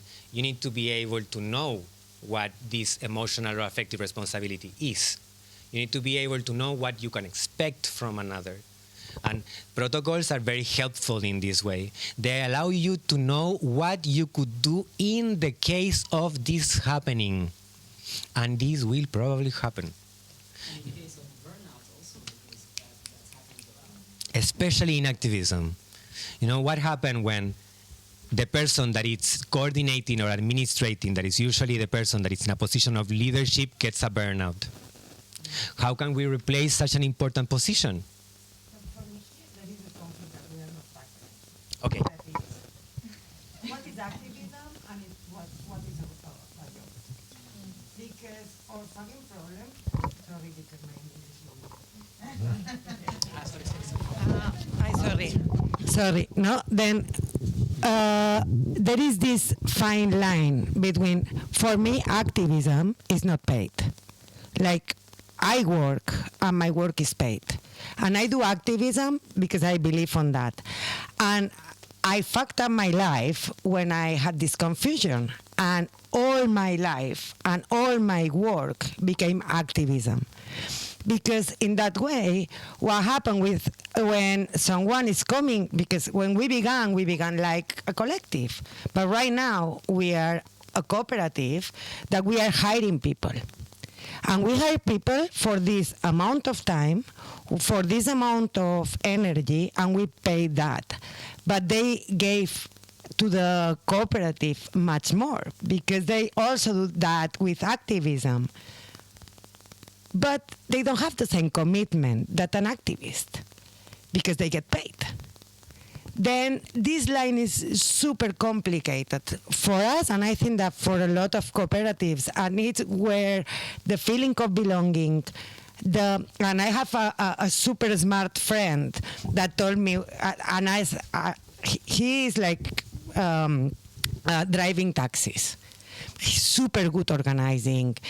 Everybody are fighting for him to work with them. And he was like, no way, because this is my passion. Then I never gonna work in my passion because I gonna lose my passion. And for me, the activism is my passion. Medicineras was my passion. And now I don't have a fucking life. You know? Yeah, I know. And I think we all here know. No, yeah, I know. Then this conflict, we don't tackle that sometimes. And it's like, can we pay? And with the squads, we have this conflict, no? Like, is the same a cooperative of housing, a housing cooperative, that an squatting, no? Is activism the same way? Because we are being property again, no? What you're saying, like where does your motivation comes from in the case of feminism, a lot of times it comes from activism, but other times it comes from personal struggles, for example. That it's also a way of entering activism, but not always, you know. A lot of times it comes from collective trauma, for example. That we all, a lot of the collectives that I have worked with that are built by racialized people are because of collective trauma, for example. And between immigrants, now that my life is determined by my immigrancy, a lot of times my collectivity comes from sharing collective trauma and how to deal with collective trauma and how. This is also a question in peer organizations and feminist No, I'm just thinking that this is a big thing when we are talking about activism, no, because we are dealing with collective trauma. Yeah. Also. And it's hard because what you're saying is not something that can be understood as solid. That boundary between my passion and my work, between my motivation and my process or my objectives, for example, that boundary between activism and labor, as you may say, is something that is very fluid. And it's very hard for us, and this is why we do organizational contracts, so that it won't only rely on your motivation, it won't only rely on your activism, but it will rely on giving you a safe space to be a human, you know, because we don't need that our collectivities only represent our fights and our struggle. We need that our collectivities also represent the way we want to live. That's why we create organizational contracts. That's why we get together and talk about how we want to be together. That's why we create small queer families and we determine in a different ways. We say, okay, there's no parents here. How can we take care of each other? That's why we create collective living projects, for example. And those limits are not static. But there is a very beautiful word that I have understood by studying boundaries. There is compassion. Our boundaries should be compassionate, not just fluid, because fluidity is something that it scares a lot of people because it's out of control. But compassion is something that compels a lot of people. It makes you understand tenderness. It makes you understand the joy of empathy. So when we talk about boundaries, we should not just say that's a fluid boundary. We should say that's a compassionate boundary. Because I cannot just tell an activist, well, if you want to make money out of it, then you should stop being an activist, you know? That is not compassionate to that person.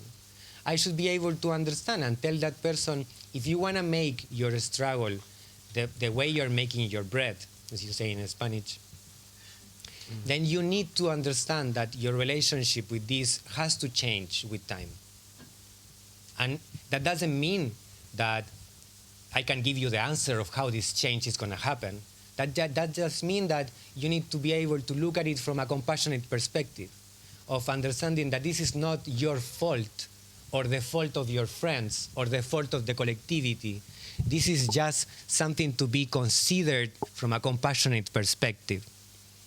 Compassion is a word that defines a lot of what humans are. It has to do with empathy, but it's not just empathy from an objective perspective. It has to do with empathy from a tender perspective. As a trans woman from South America, I've been all my life working with rage. And I think that that is very common to a lot of feminists in the world, that we use rage as one of our main motivations. Our gasoline is rage, you know. We get together because we are angry. We get together because we want to fight somewhere. And a lot of times that means that we are bringing that angerness into our collectivities. And this could be super motivational as an activist, but it could be super destructive as a human being. When we end up being in groups that all what we're bringing here is rage and anger. And a lot of times, this collectivity gets lost because of this. Because people are bringing their struggle and their fight into a space that is supposed to be productive, creative, compassionate. It's supposed to be fertile. And it transforms into something very infertile when you only put this into this. That's why activism is not enough for me. For example, I want something more integral. Because when I get together with my friends to fight anti-racism or to fight migration laws or to fight patriarchal way of understanding labor, for example, I am not just getting together to fight that. I am also getting together because I love being with my friends. Because I love working in places that have the same politics than me. And that means that I have to take care of this space, not just expect that space to take care of me. And that profound reciprocity that we found in this relationship is something that we need to work with compassion, because the world is not teaching us that. The world is not teaching us to have profound reciprocity. The world is teaching us interest, the value of interest, the value of investment. And that is not very healthy for everyone, because it makes us ask from unfairness. I'm investing all of this energy, rage, into this. Why isn't this feeding me? Why isn't this paying my bills, for example? And that is very unfair to do to a collectivity that needs tenderness. Yes. I would like to act on this subject, a reflection I was doing these last few days, about the right of being paid, the right of being paid correctly for what you give. I thought, I'm not sure about this thought, I share with you, that there is very capitalistic to think that your time, your capabilities, your ideas need to be valued, and they need to be valued, they need to be monetized. So I think this is an important point, that not all of our time need to be monetized, and not all of our capabilities need to be monetized, as long as you have the possibility, as there is compassion, there is the possibility of being, of living with living good and okay. With a satisfying standard of living, with the possibility of living with a good human condition. I don't know how to say it. So that's maybe this idea of valuing your time, valuing your capabilities, is that I'm valued for what I value. Maybe it could be like a trick, like a mental trick, a capitalism idea that you have to free from. Yes, I'm sorry. But also from a feminist standpoint, like care work has never been monetized, and like the same people get like fucked over all the time because they're like women, especially women of color. And so like it's more complex than that, because I would agree with you on some level, but then again, like it's not true for like most of us. We've had to like work so much and take care also of our collectives, and it's not like recognized, and which is like sometimes it makes us angry also. So like I understand also why people want their work to be more valued sometimes when it hasn't been in the past and in history in general. I mean, not thinking on monetizing your work is a very big privilege, you know. It's like, who can say I don't have to monetize my work?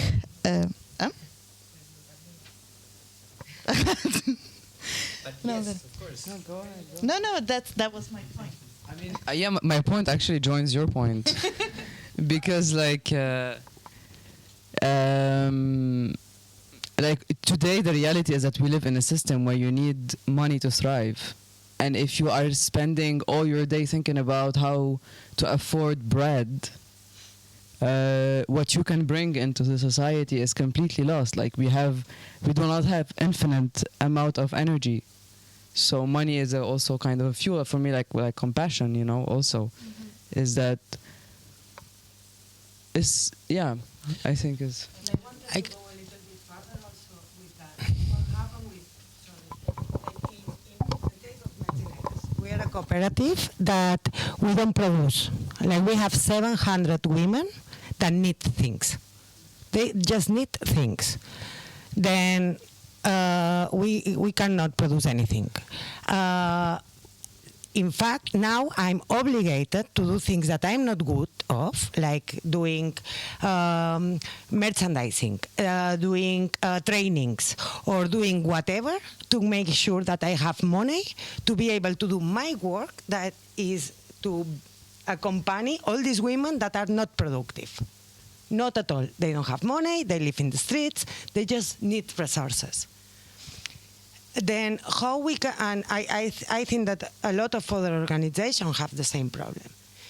When we are thinking about social economy, we are not thinking about, okay, I have a cooperative that is productive, then I'm going to have this percentage of money to provide to these women, to these other cooperatives that just are taking care of. Then I'm not sure if I'm explaining myself. You know, like, I think that we are in a situation now that we need to evolve a little bit more, because right now all this system of cooperative social solidarity economy doesn't include care, really, like care for the people that is not able to produce, that is like dependent. Yes. No, like how we can, and it's not about money, it's about monetize, give value to things that doesn't have money involved. I think there is two different concepts that need to be in consideration here. I think from one part is the concept that I was talking before about profound reciprocity. You are doing something, this something should give you back something, and that we all need. And the other concept has to do with prosperity. How do we feel we are in this concept of prosperity? We are getting better, we are going to get better. How can we feel that our expectations are being fulfilled, that our value is being accomplished, that our consideration, that our identities are being considered, you know? And this feeling of prosperity is not the same for everyone, and it's not the same for every collective. So, your collective, for example, finds prosperity in numbers, in the possibility of helping 700 women, for example. No, but that's using the example of what you said. I'm not saying that you specifically do, but in the case that you were saying, for example, you want to help 700 women, that is your expectation, you know? So to be able to get to that point, you need to make money out of something. What you were saying.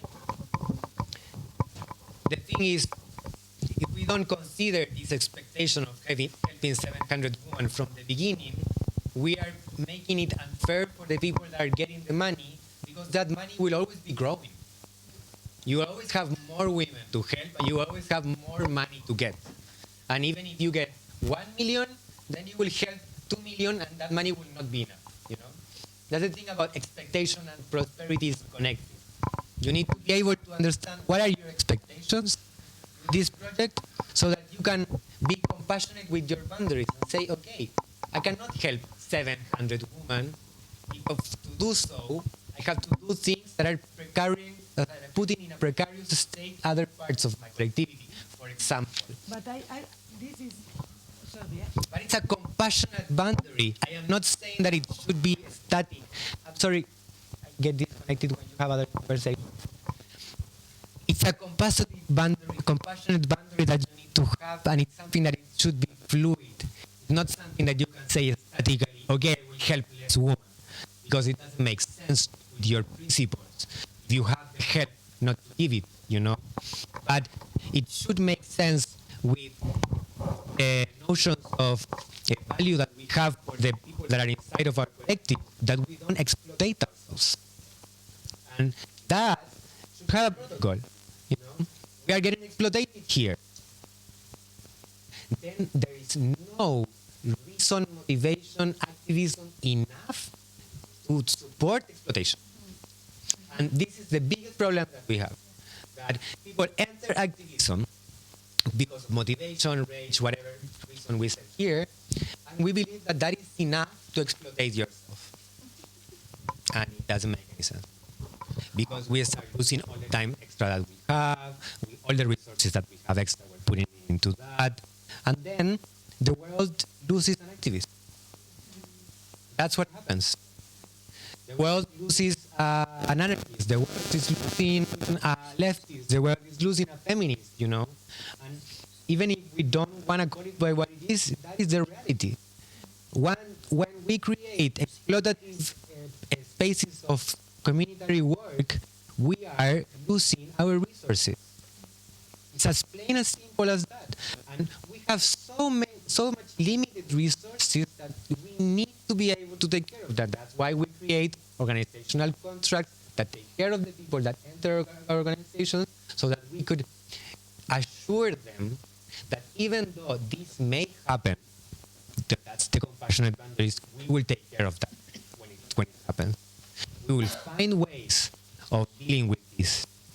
And we will give you the resources that you need, so that you will understand that all this effort that you're doing, all this exploitation that you will end up, will give you certainty, security, prosperity. Because we don't all have the same strength. In this group, we don't all have the same identities. There is people with a lot of privilege and people with less privilege. There's people with a lot of strength, and there's people that are very weak. There's people that are very intellectual, and there's people that are more practical. You know? And in that way, we need to be able to value diversity instead of suffering from it. I think that by creating contracts that are based on basis of care and tenderness, we can make sure to have a protocol that assures that when exploitation is happening, because it will happen, because we cannot control the fact that your activism is so strong that it's making you sign up for every group, and you are doing the deliveries on the streets, and you are talking with the people, and you are doing the administration because you are so in love with this subject and this new group of friends. It's going to happen. Because what everyone says is real, you will burn out. Mm-hmm. And we know it because it has happened to us. You know? And we need that in this case, when this happens, you find in the group a solution. But this is what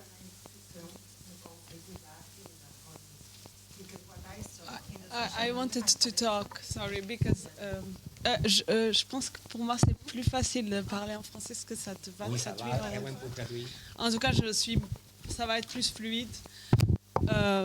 Ouais, non, je suis en train de réfléchir, que j'ai l'impression qu'il y a aussi deux enjeux ici qui se croisent, et notamment par rapport à ce que tu dis. I'm thinking about two takes crossing each other about relating what you were saying. et qui est le fait qu'on est dans une époque où les inégalités sont d'une violence, et notamment avec le fascisme, etc., où les choses avec lesquelles on est en train de travailler sont des choses qui sont de plus en plus comme suffoquées, étouffées. So this fascist time we are seeing and the increased inequality, we feel like we are suffocated. En tout cas, j'ai l'impression que, en tout cas, quand tu dis, si tu travailles avec des personnes qui sont dans la rue, on est en train de travailler avec quelque chose qui est en train de se multiplier dans le contexte actuel. If you're working with people on the streets, you're working with something that is spreading a lot in the context. Et qu'à un moment donné, moi j'ai l'impression que, en tout cas, je dis ça, c'est ce que je pense, je ne sais pas si je suis capable de le faire, mais c'est que on est dans un moment que s'il n'y en a pas un changement radical, et quand je dis radical, général, on rentre dans un paradoxe super difficile à dealer, qui est, on est de plus en plus petit, on est moins, et il y a plus de morts, plus de violence. Enfin, il y a tout ça qui en tout cas, j'ai l'impression dans cette discussion, on est face à ce paradoxe qui est travailler contre un système qui est de plus en plus tentaculaire. So we need a radical change, and I don't know if I'm capable myself of doing this, but we face this intense paradox of being less, having less energy while facing things that are stronger and even more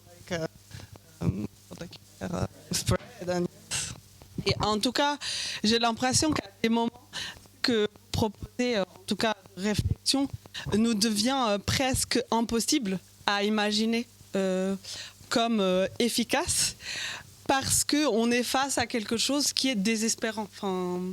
Je sais pas, je parle par rapport à la question, mais si on va penser aux ressources de la bouffe, si on va penser au travail de la maison, du care, on est en train de parler des choses qui sont de plus en plus, de manière disproportionnée, en train de faire comme ça.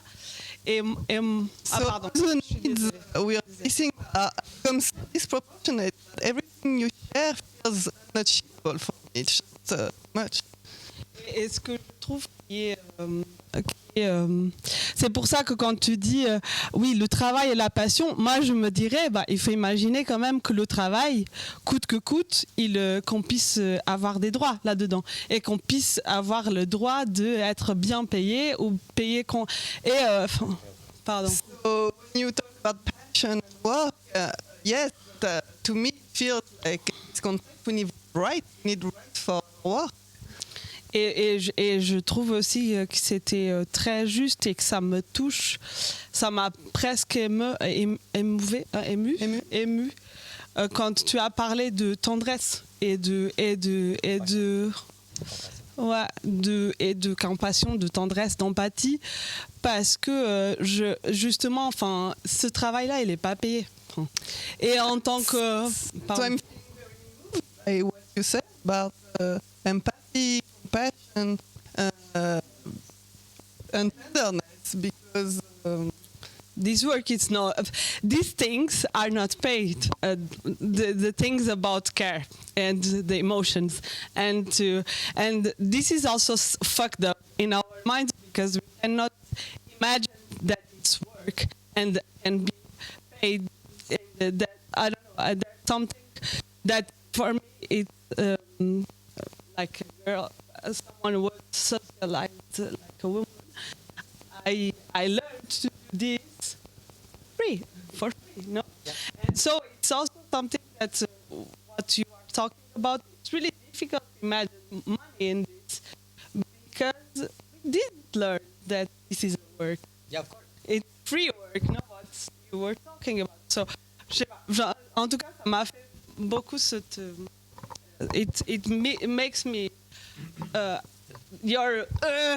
with this discussion, I think it's also because there's also a context that feels that it's desesperating, and at the same time, it's so difficult that imagine that tenderness, work or something. Possible. It's possible, and it's possible, Yeah. and it's a work also. Does anyone want to comment?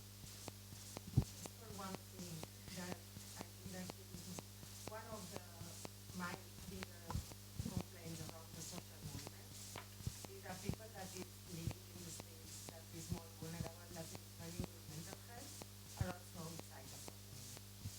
Like as soon as they become super difficult, they have to go back to the family or to the state. We are not giving an answer.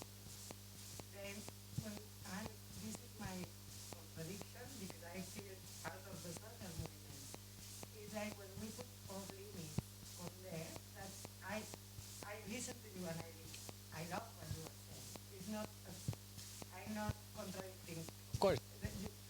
It's more like how is it possible when we are looking for, like when we are working with people that is always left behind, always, including the most radical social movements.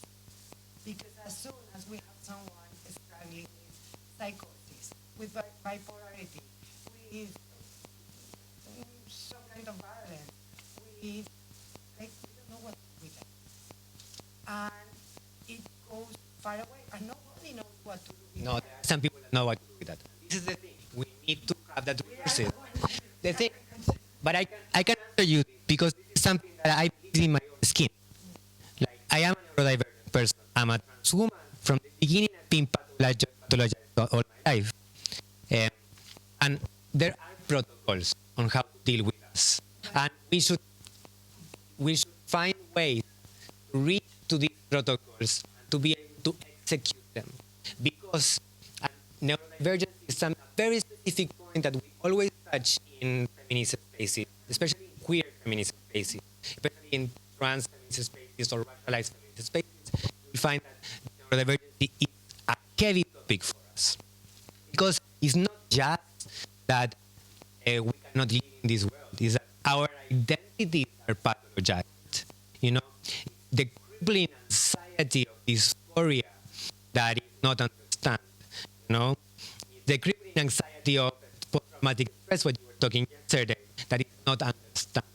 You know, and when I say we need to introduce protocol into associative, collective, cooperative, collaborative work, is because we cannot expect a group of friends, because this is what we are a lot of times. We are a group of friends, a group of friends that we are all urbanists, and we started a collective on feminist urbanism. You know?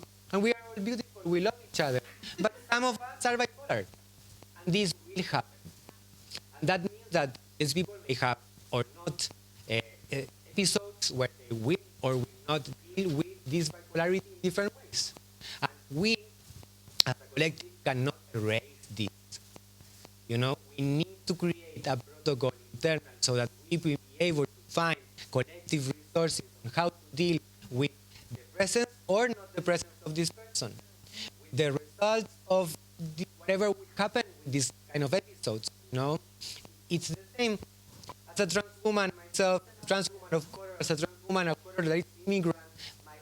My amount of work that I get to do has become very minimal to comparison what I used to be able to do. My productivity levels have gone super down. And I am constantly asking the collectives that I'm working with that there are protocols to deal with this. Because I don't want to be judged on terms of my productivity when I am being valued because of my identity. Because you want to work with me not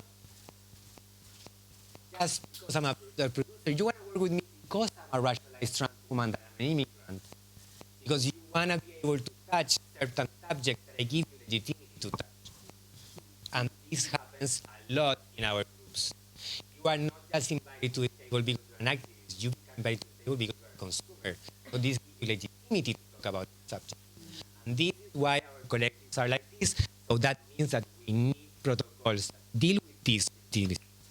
Because when we're dealing with a group of women that are abused, and some of them will get burned out because new women are coming with abuse histories all the time, we need to create a protocol to know when it happens, how we can work, how we can lower the levels of productivity, how we can change the channels of communication, how we can expect for this to transform.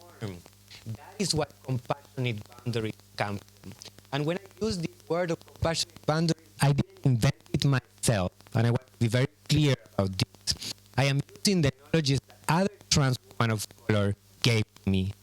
There is this amazing Asian descendant trans woman, it's called Kai Tom, that wrote this beautiful book that's called I Hope We Choose Love. In Spanish is Espero que encontremos el amor. In French, j'espérais que nous rencontrions l'amour. Comme ça. And it's an option because it's my expectation. I hope that in the face of problems, in the face of adversity, we found love to deal with this. And she has this theory that because she's an amazing woman, she wrote this book, but she has a lot of different outlets, and she has this beautiful chart that created where she talks about the window of transformation. The moment that needs to happen in our mind, but also inside of our collectives, so that we are able to transform to fluid. We cannot expect fluidity because something is just liquid, for example. Because every different fluid has their own properties. Some will permeate with each other, others will reject each other. Because this is how material things happen in the world. So fluidity is not something that you can expect. You know, you need to be able to guide it, hope for it. So the window of transformation has different stages that I will share with you, just so we can discuss it collectively. I'm going to finish this point, and then I will allow everyone to talk. So the first thing that we have been practicing here, and I think we always practice, is to listen and to integrate. So listen and to integrate sounds very easy, but it's not that easy. Because I don't only have to listen to you from a perspective, from an empathy perspective, I also have to integrate what you're saying into what I'm thinking. You know, I need to make your process my process. I need to be able to understand how you got to that resolution, to that reflection, to that place. But it's not just integrating as a mechanism. It's integrating from a procedure part. It means that you are not only integrating yourself, but you will make others also integrate into this. That's why it has to do with listening. Because you need to be able to give others the possibility of feeling this relationship of integration. Integration is not something that you can just do, it's not inclusion. It means that from both parts it has to be acquired. It's a system of penetration that is permeability. And this concept also comes from biology. As cells have membranes, we also have layers. Layers that are suprasensible. Layers that are connected with both our energies but also with our history. And this is very important. Our history, as psychology likes to define it, trauma, for example, will determine a lot of times how will we listen and how will we integrate. We need to be able to share that also. Not just I am just here fighting for this. I'm here fighting for this because this happened to me before. Then you know that whatever argument you will make for contradicting me, it will also contradict my experience. It's not just an opinion, for example. And this happens a lot in activism. People feel like we're just opinionated people, and we are not. We are talking from personal experience. We need this listening to be accountable. The second step would mean having limits that are curious and compassionate. Both these terms are very interesting. They all start with C, so I call them the two C's: curiosity and compassion. I feel like this should be concept that we apply to everything in our world. You know, try to make the other person feel like you are not just waiting for them to stop talking so you can say what you want to say. Act with curiosity. Give them feedback so that they can give you more information. Gather more information from the surroundings around these people. Do environmental judgments, not just personal judgments. Assess the amount of information you can get from the broader spectrum of sensibilities. Curiosity should be something that all our lives we feed, because I believe that curiosity makes us creative. It will give you other ways of communicating what you have on the tip of your tongue. Because we cannot avoid experience. Of course, every one of you has something in the tip of your tongue that you want to say that is coming from your experience. It's not just an opinion, it's empiric knowledge. You all know this. But that doesn't mean that what the other party in front of you is saying is also not that. So when we have limits that are curious, we also make our compassion something that is not coming from just empathy or condescendence. And this is something very important. Compassion limits cannot come from condescendence. You cannot say, okay, whatever you say. Just to keep you quiet and easy. And this happens a lot in our collectivities. We use condescendence as a tool for violence a lot of times. Instead of going back and fight it, we use passive aggressiveness and condescendence just so we can get along with the meeting and continue with our objective. That is very hard for us. That's why it's the cause of the disease. Be curious enough to make the other person understand that you are not condescending to the feeling. But also be compassionate enough to make the other person understand that you are trying your best to perceive their expectations. It's not you imposing your truth. But the other part comes from the challenges that this brings. The challenges are not just, how can I say, comprehensive. The challenges are expansive. And I use this word in a very particular way because we usually believe that challenges are problems we can solve them. But the reality is that challenges, once we solve it, create new challenges. That's why they're always expanding. So it's very hard because when we're dealing with problem solving, when we deal, for example, with conflict resolution, we are looking for things that are actually the opposite of expansion. We are looking for things that are reducing. You want to reduce conflict. You want to reduce problems. But it's very hard to do that without being condescending. Without telling the other person, yeah, but let's not focus on that. That's why I believe that we should try to make the challenges, if I say desafíos, expansive. We should make sure that this beautiful conversation, this amazing exchange that could be understood as problematic, conflicted, whatever, is extrapolated to all the other areas. Because if we don't make sure of that, this will probably happen. And in the area of production and in the area of coordination or leadership, they will teach you that if we are not aiming to do problem solving, we are aiming to do cancellation of problems. Because you don't want to get to the point of solving the problem. What you want to do is give the resources so that the problem doesn't happen. Anticipation. Well, so you try to anticipate it. That's why we create protocols, so that we know that when there is a case of sexual abuse that could happen, we have a protocol. That is cancellation of this kind of conflict, It's hard to deal, but it's a challenge that we need to put ourselves in front of so that we can assess the window of transformation, so that we can expect this fluidity to take us to prosper ways, to good places. And the last part, it's about truth. Truth is a very complicated concept, but we need to believe it.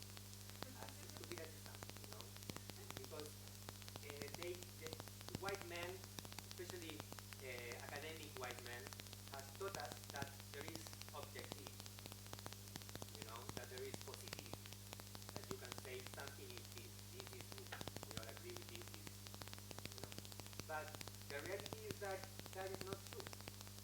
That positivism is just a theory. It's not a law, you know. And that means that we need to be able to come to this world with the commitment that we will find truth, you know. And this is the biggest commitment that we make when we work with our friends, in our relationships. In every one of our relationships, we make this commitment of truth. What I'm telling you, the emotions that you are feeling from me, the motivation of being here, the love that I have for you is real. The base of our relationship comes from that, from this concept that the faculty perform into fidelity, but for me has to do with the commitment of truth. You know, I am committing to telling you what I'm feeling, and that what I'm feeling is real. I'm committing you to telling you what I'm expecting from you, and that is real.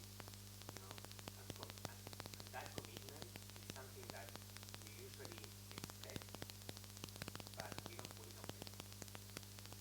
And the moment we put it on paper, it's the moment we get a challenge, a big challenge, you know, because you start to tell the other person, what is it that you're expecting from your love, you know, and that is hard. It's very hard.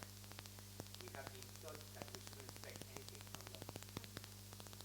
That love is what it is, you know, that's what people can give you, that there is no transformation.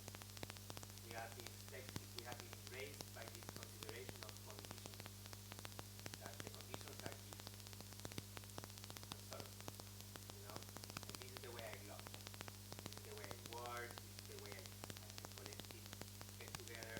I cannot lower my voice, I cannot be a nicest person, and this happens a lot in our group. That people are gathered together, and we all have the commitment to fight for the same cause, but we don't all have the commitment for securing a safe space, for example. We don't all have the commitment of procuring a positive environment to work, you know. And that commitment should be something that we should be able to put in paper, because it is also what is taking you to transform. It's the commitment of understanding fluidity as something positive, not just something horrible. We cannot just devenir horrible. We also should be able to devenir something positive. And that is something that we need to work on, because that commitment is hard. That commitment is complicated, but it's also what our groups usually need. To know what our commitment is, you know, and we need to share it, because that's the only way that we can expect the other person to be able to transform what they want, you know. Is there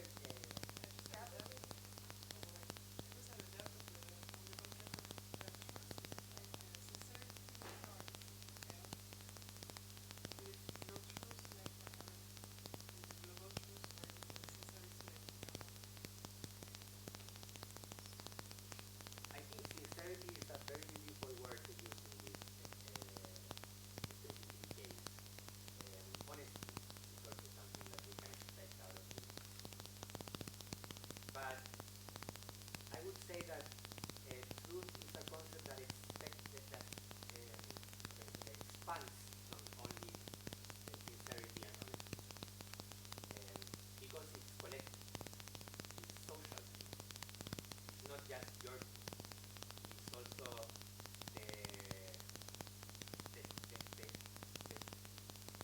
the communitary, you know. You can feel not white, but if society treats you in a white way, you will live with white privilege, you know.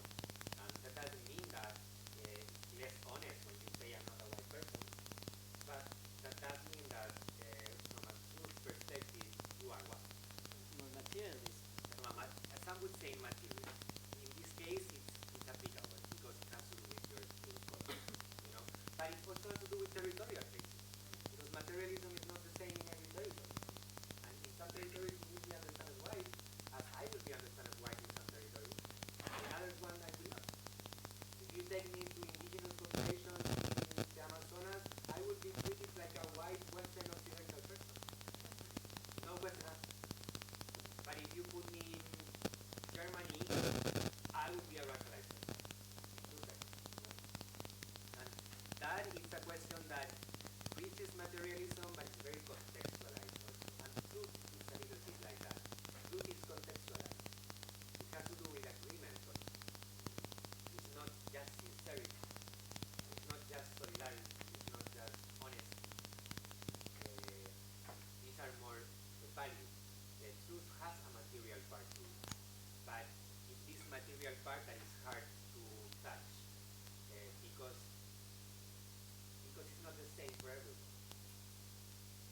all come from different spaces, and we cannot avoid that. That's why we need to talk about it, because we all believe that we have the same truth in our minds, but we don't. You know, and that is why it should be part of this transformation to discuss, because there is one thing that we need to do with truth, and it's to honor it. And this is a very complicated word. For every knowledge and research, it's complicated. We have to do it another time to summarize our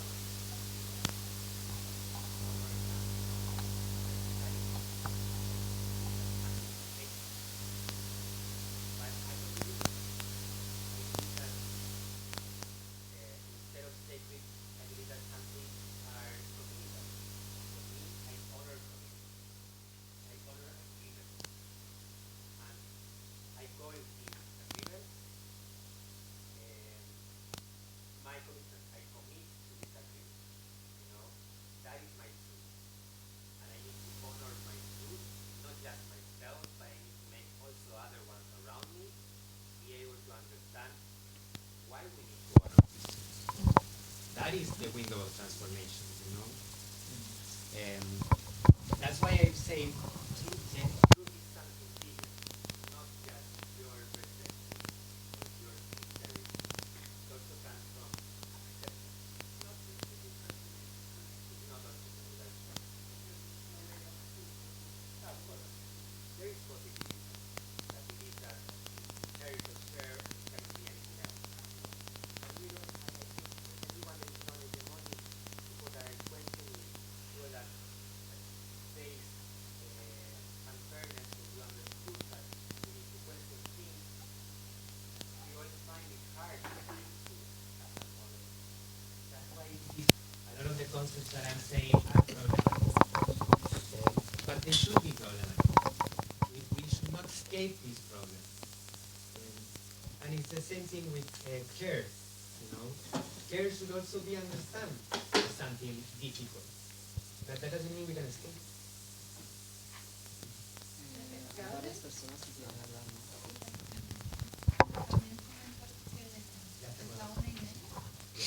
Oh my God. Sorry, half an hour. Just for everyone to know anything. And indeed, some questions and shorter answers. So I think you bring about crear procesos, crear no, ¿cómo se dice?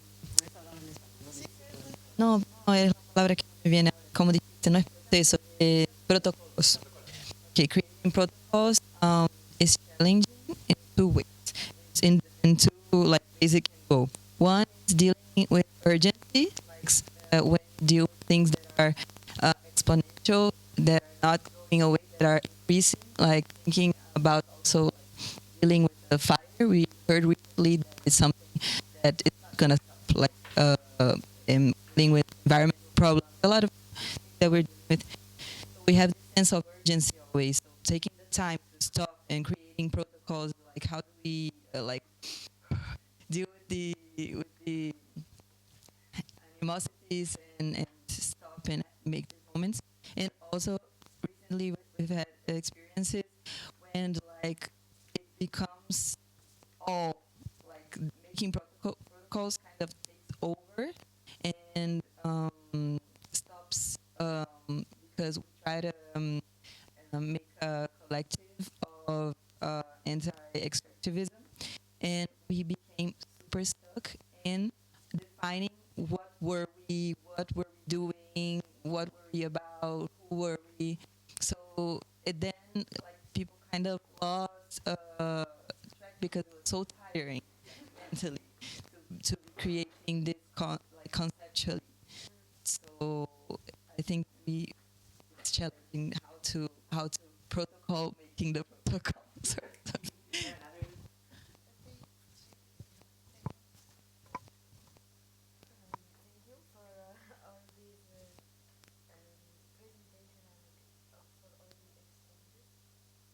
About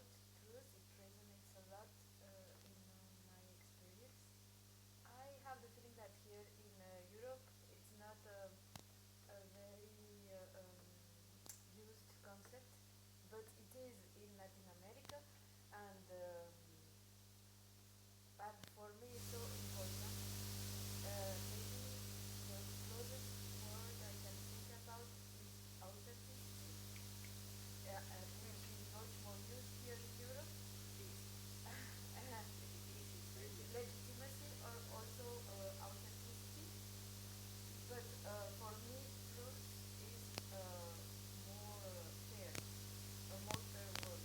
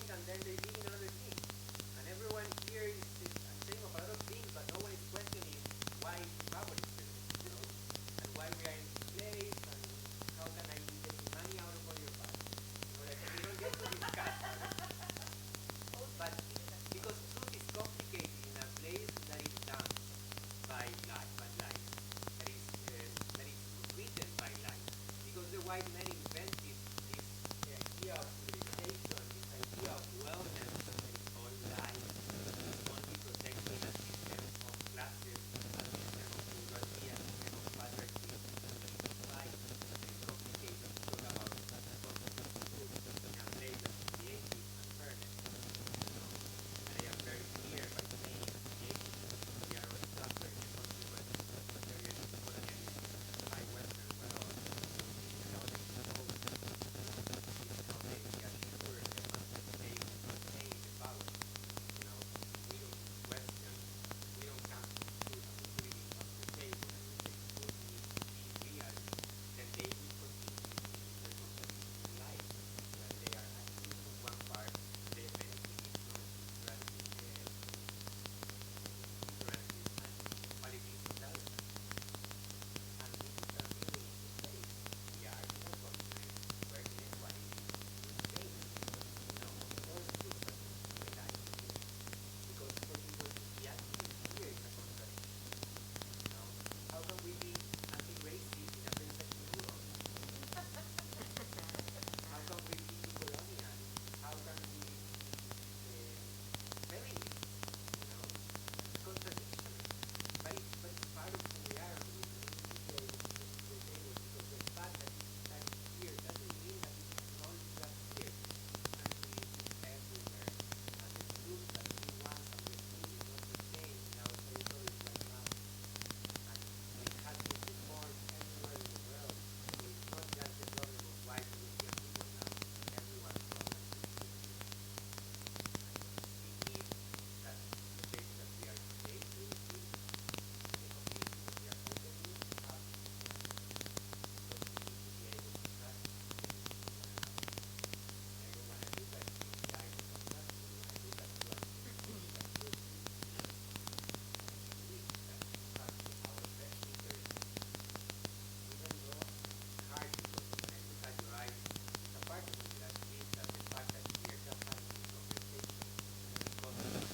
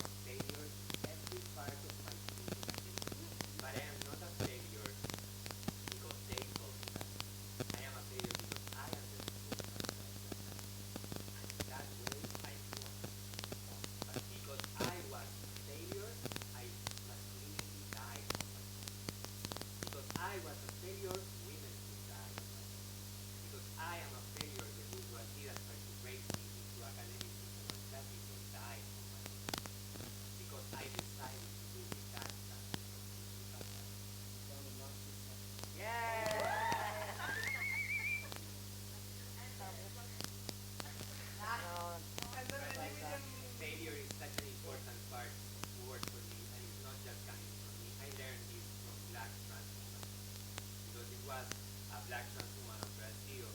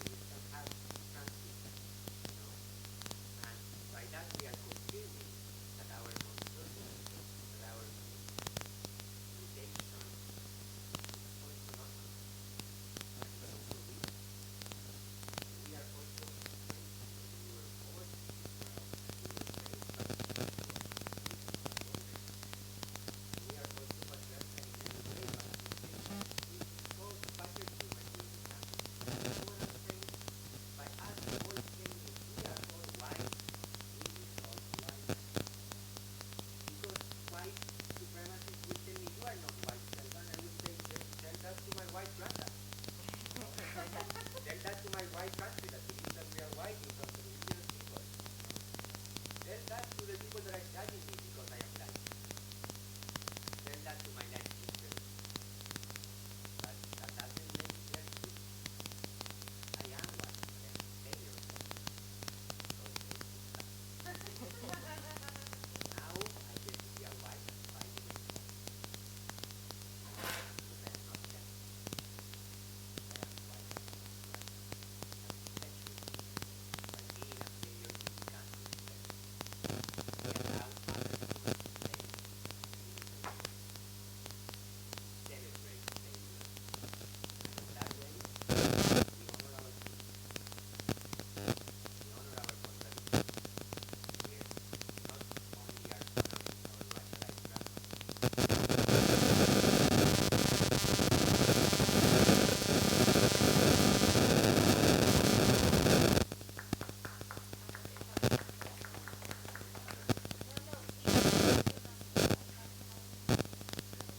Oh, I know what I do.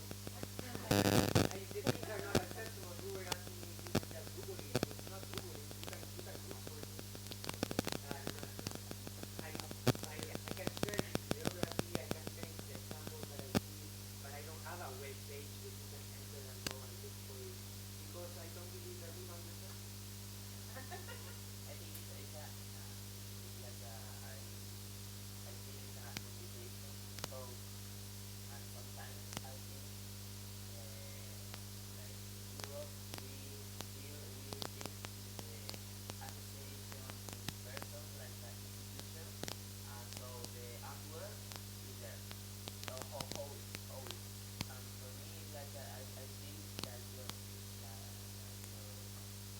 suppose like a invitation. Hey, maybe to start about okay, what are the problems or the how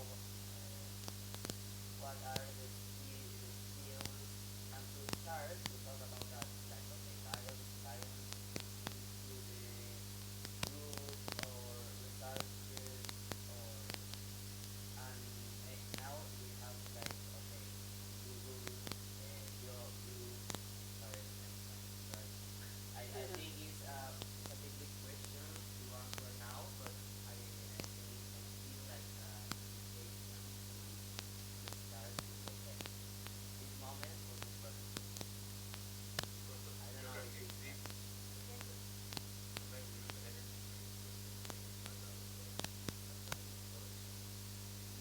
understand what you're saying. I do not believe the energy that we are using is meaningless. The energy that we need to use because I cannot use, even though I can use the research, I don't do that.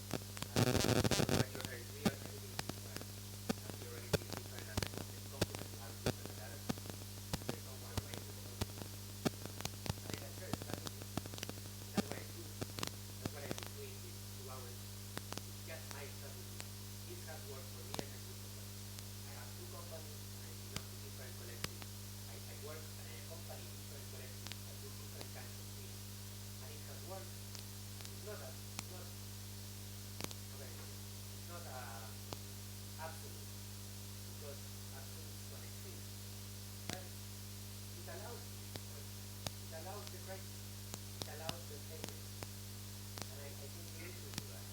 It's hard because we suffer a lot from failure. We get burnout because we don't want to fail, But we should fail more. I think it would make us more humble,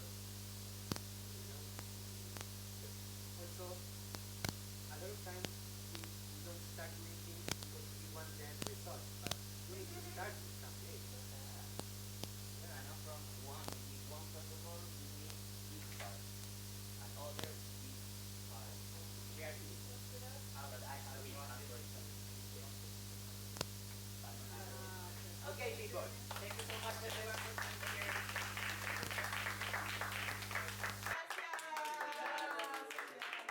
Okay.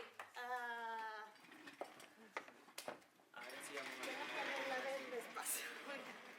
Nosotros nos habíamos conocido, ¿no? En la casa de Estefa, yo creo. Ahora te veía como así, cubierta y tal, y no te reconocía, pero luego como... Yo también luego. ¿Hay una fila para el baño? Laura. ¿Y tú? Gigi.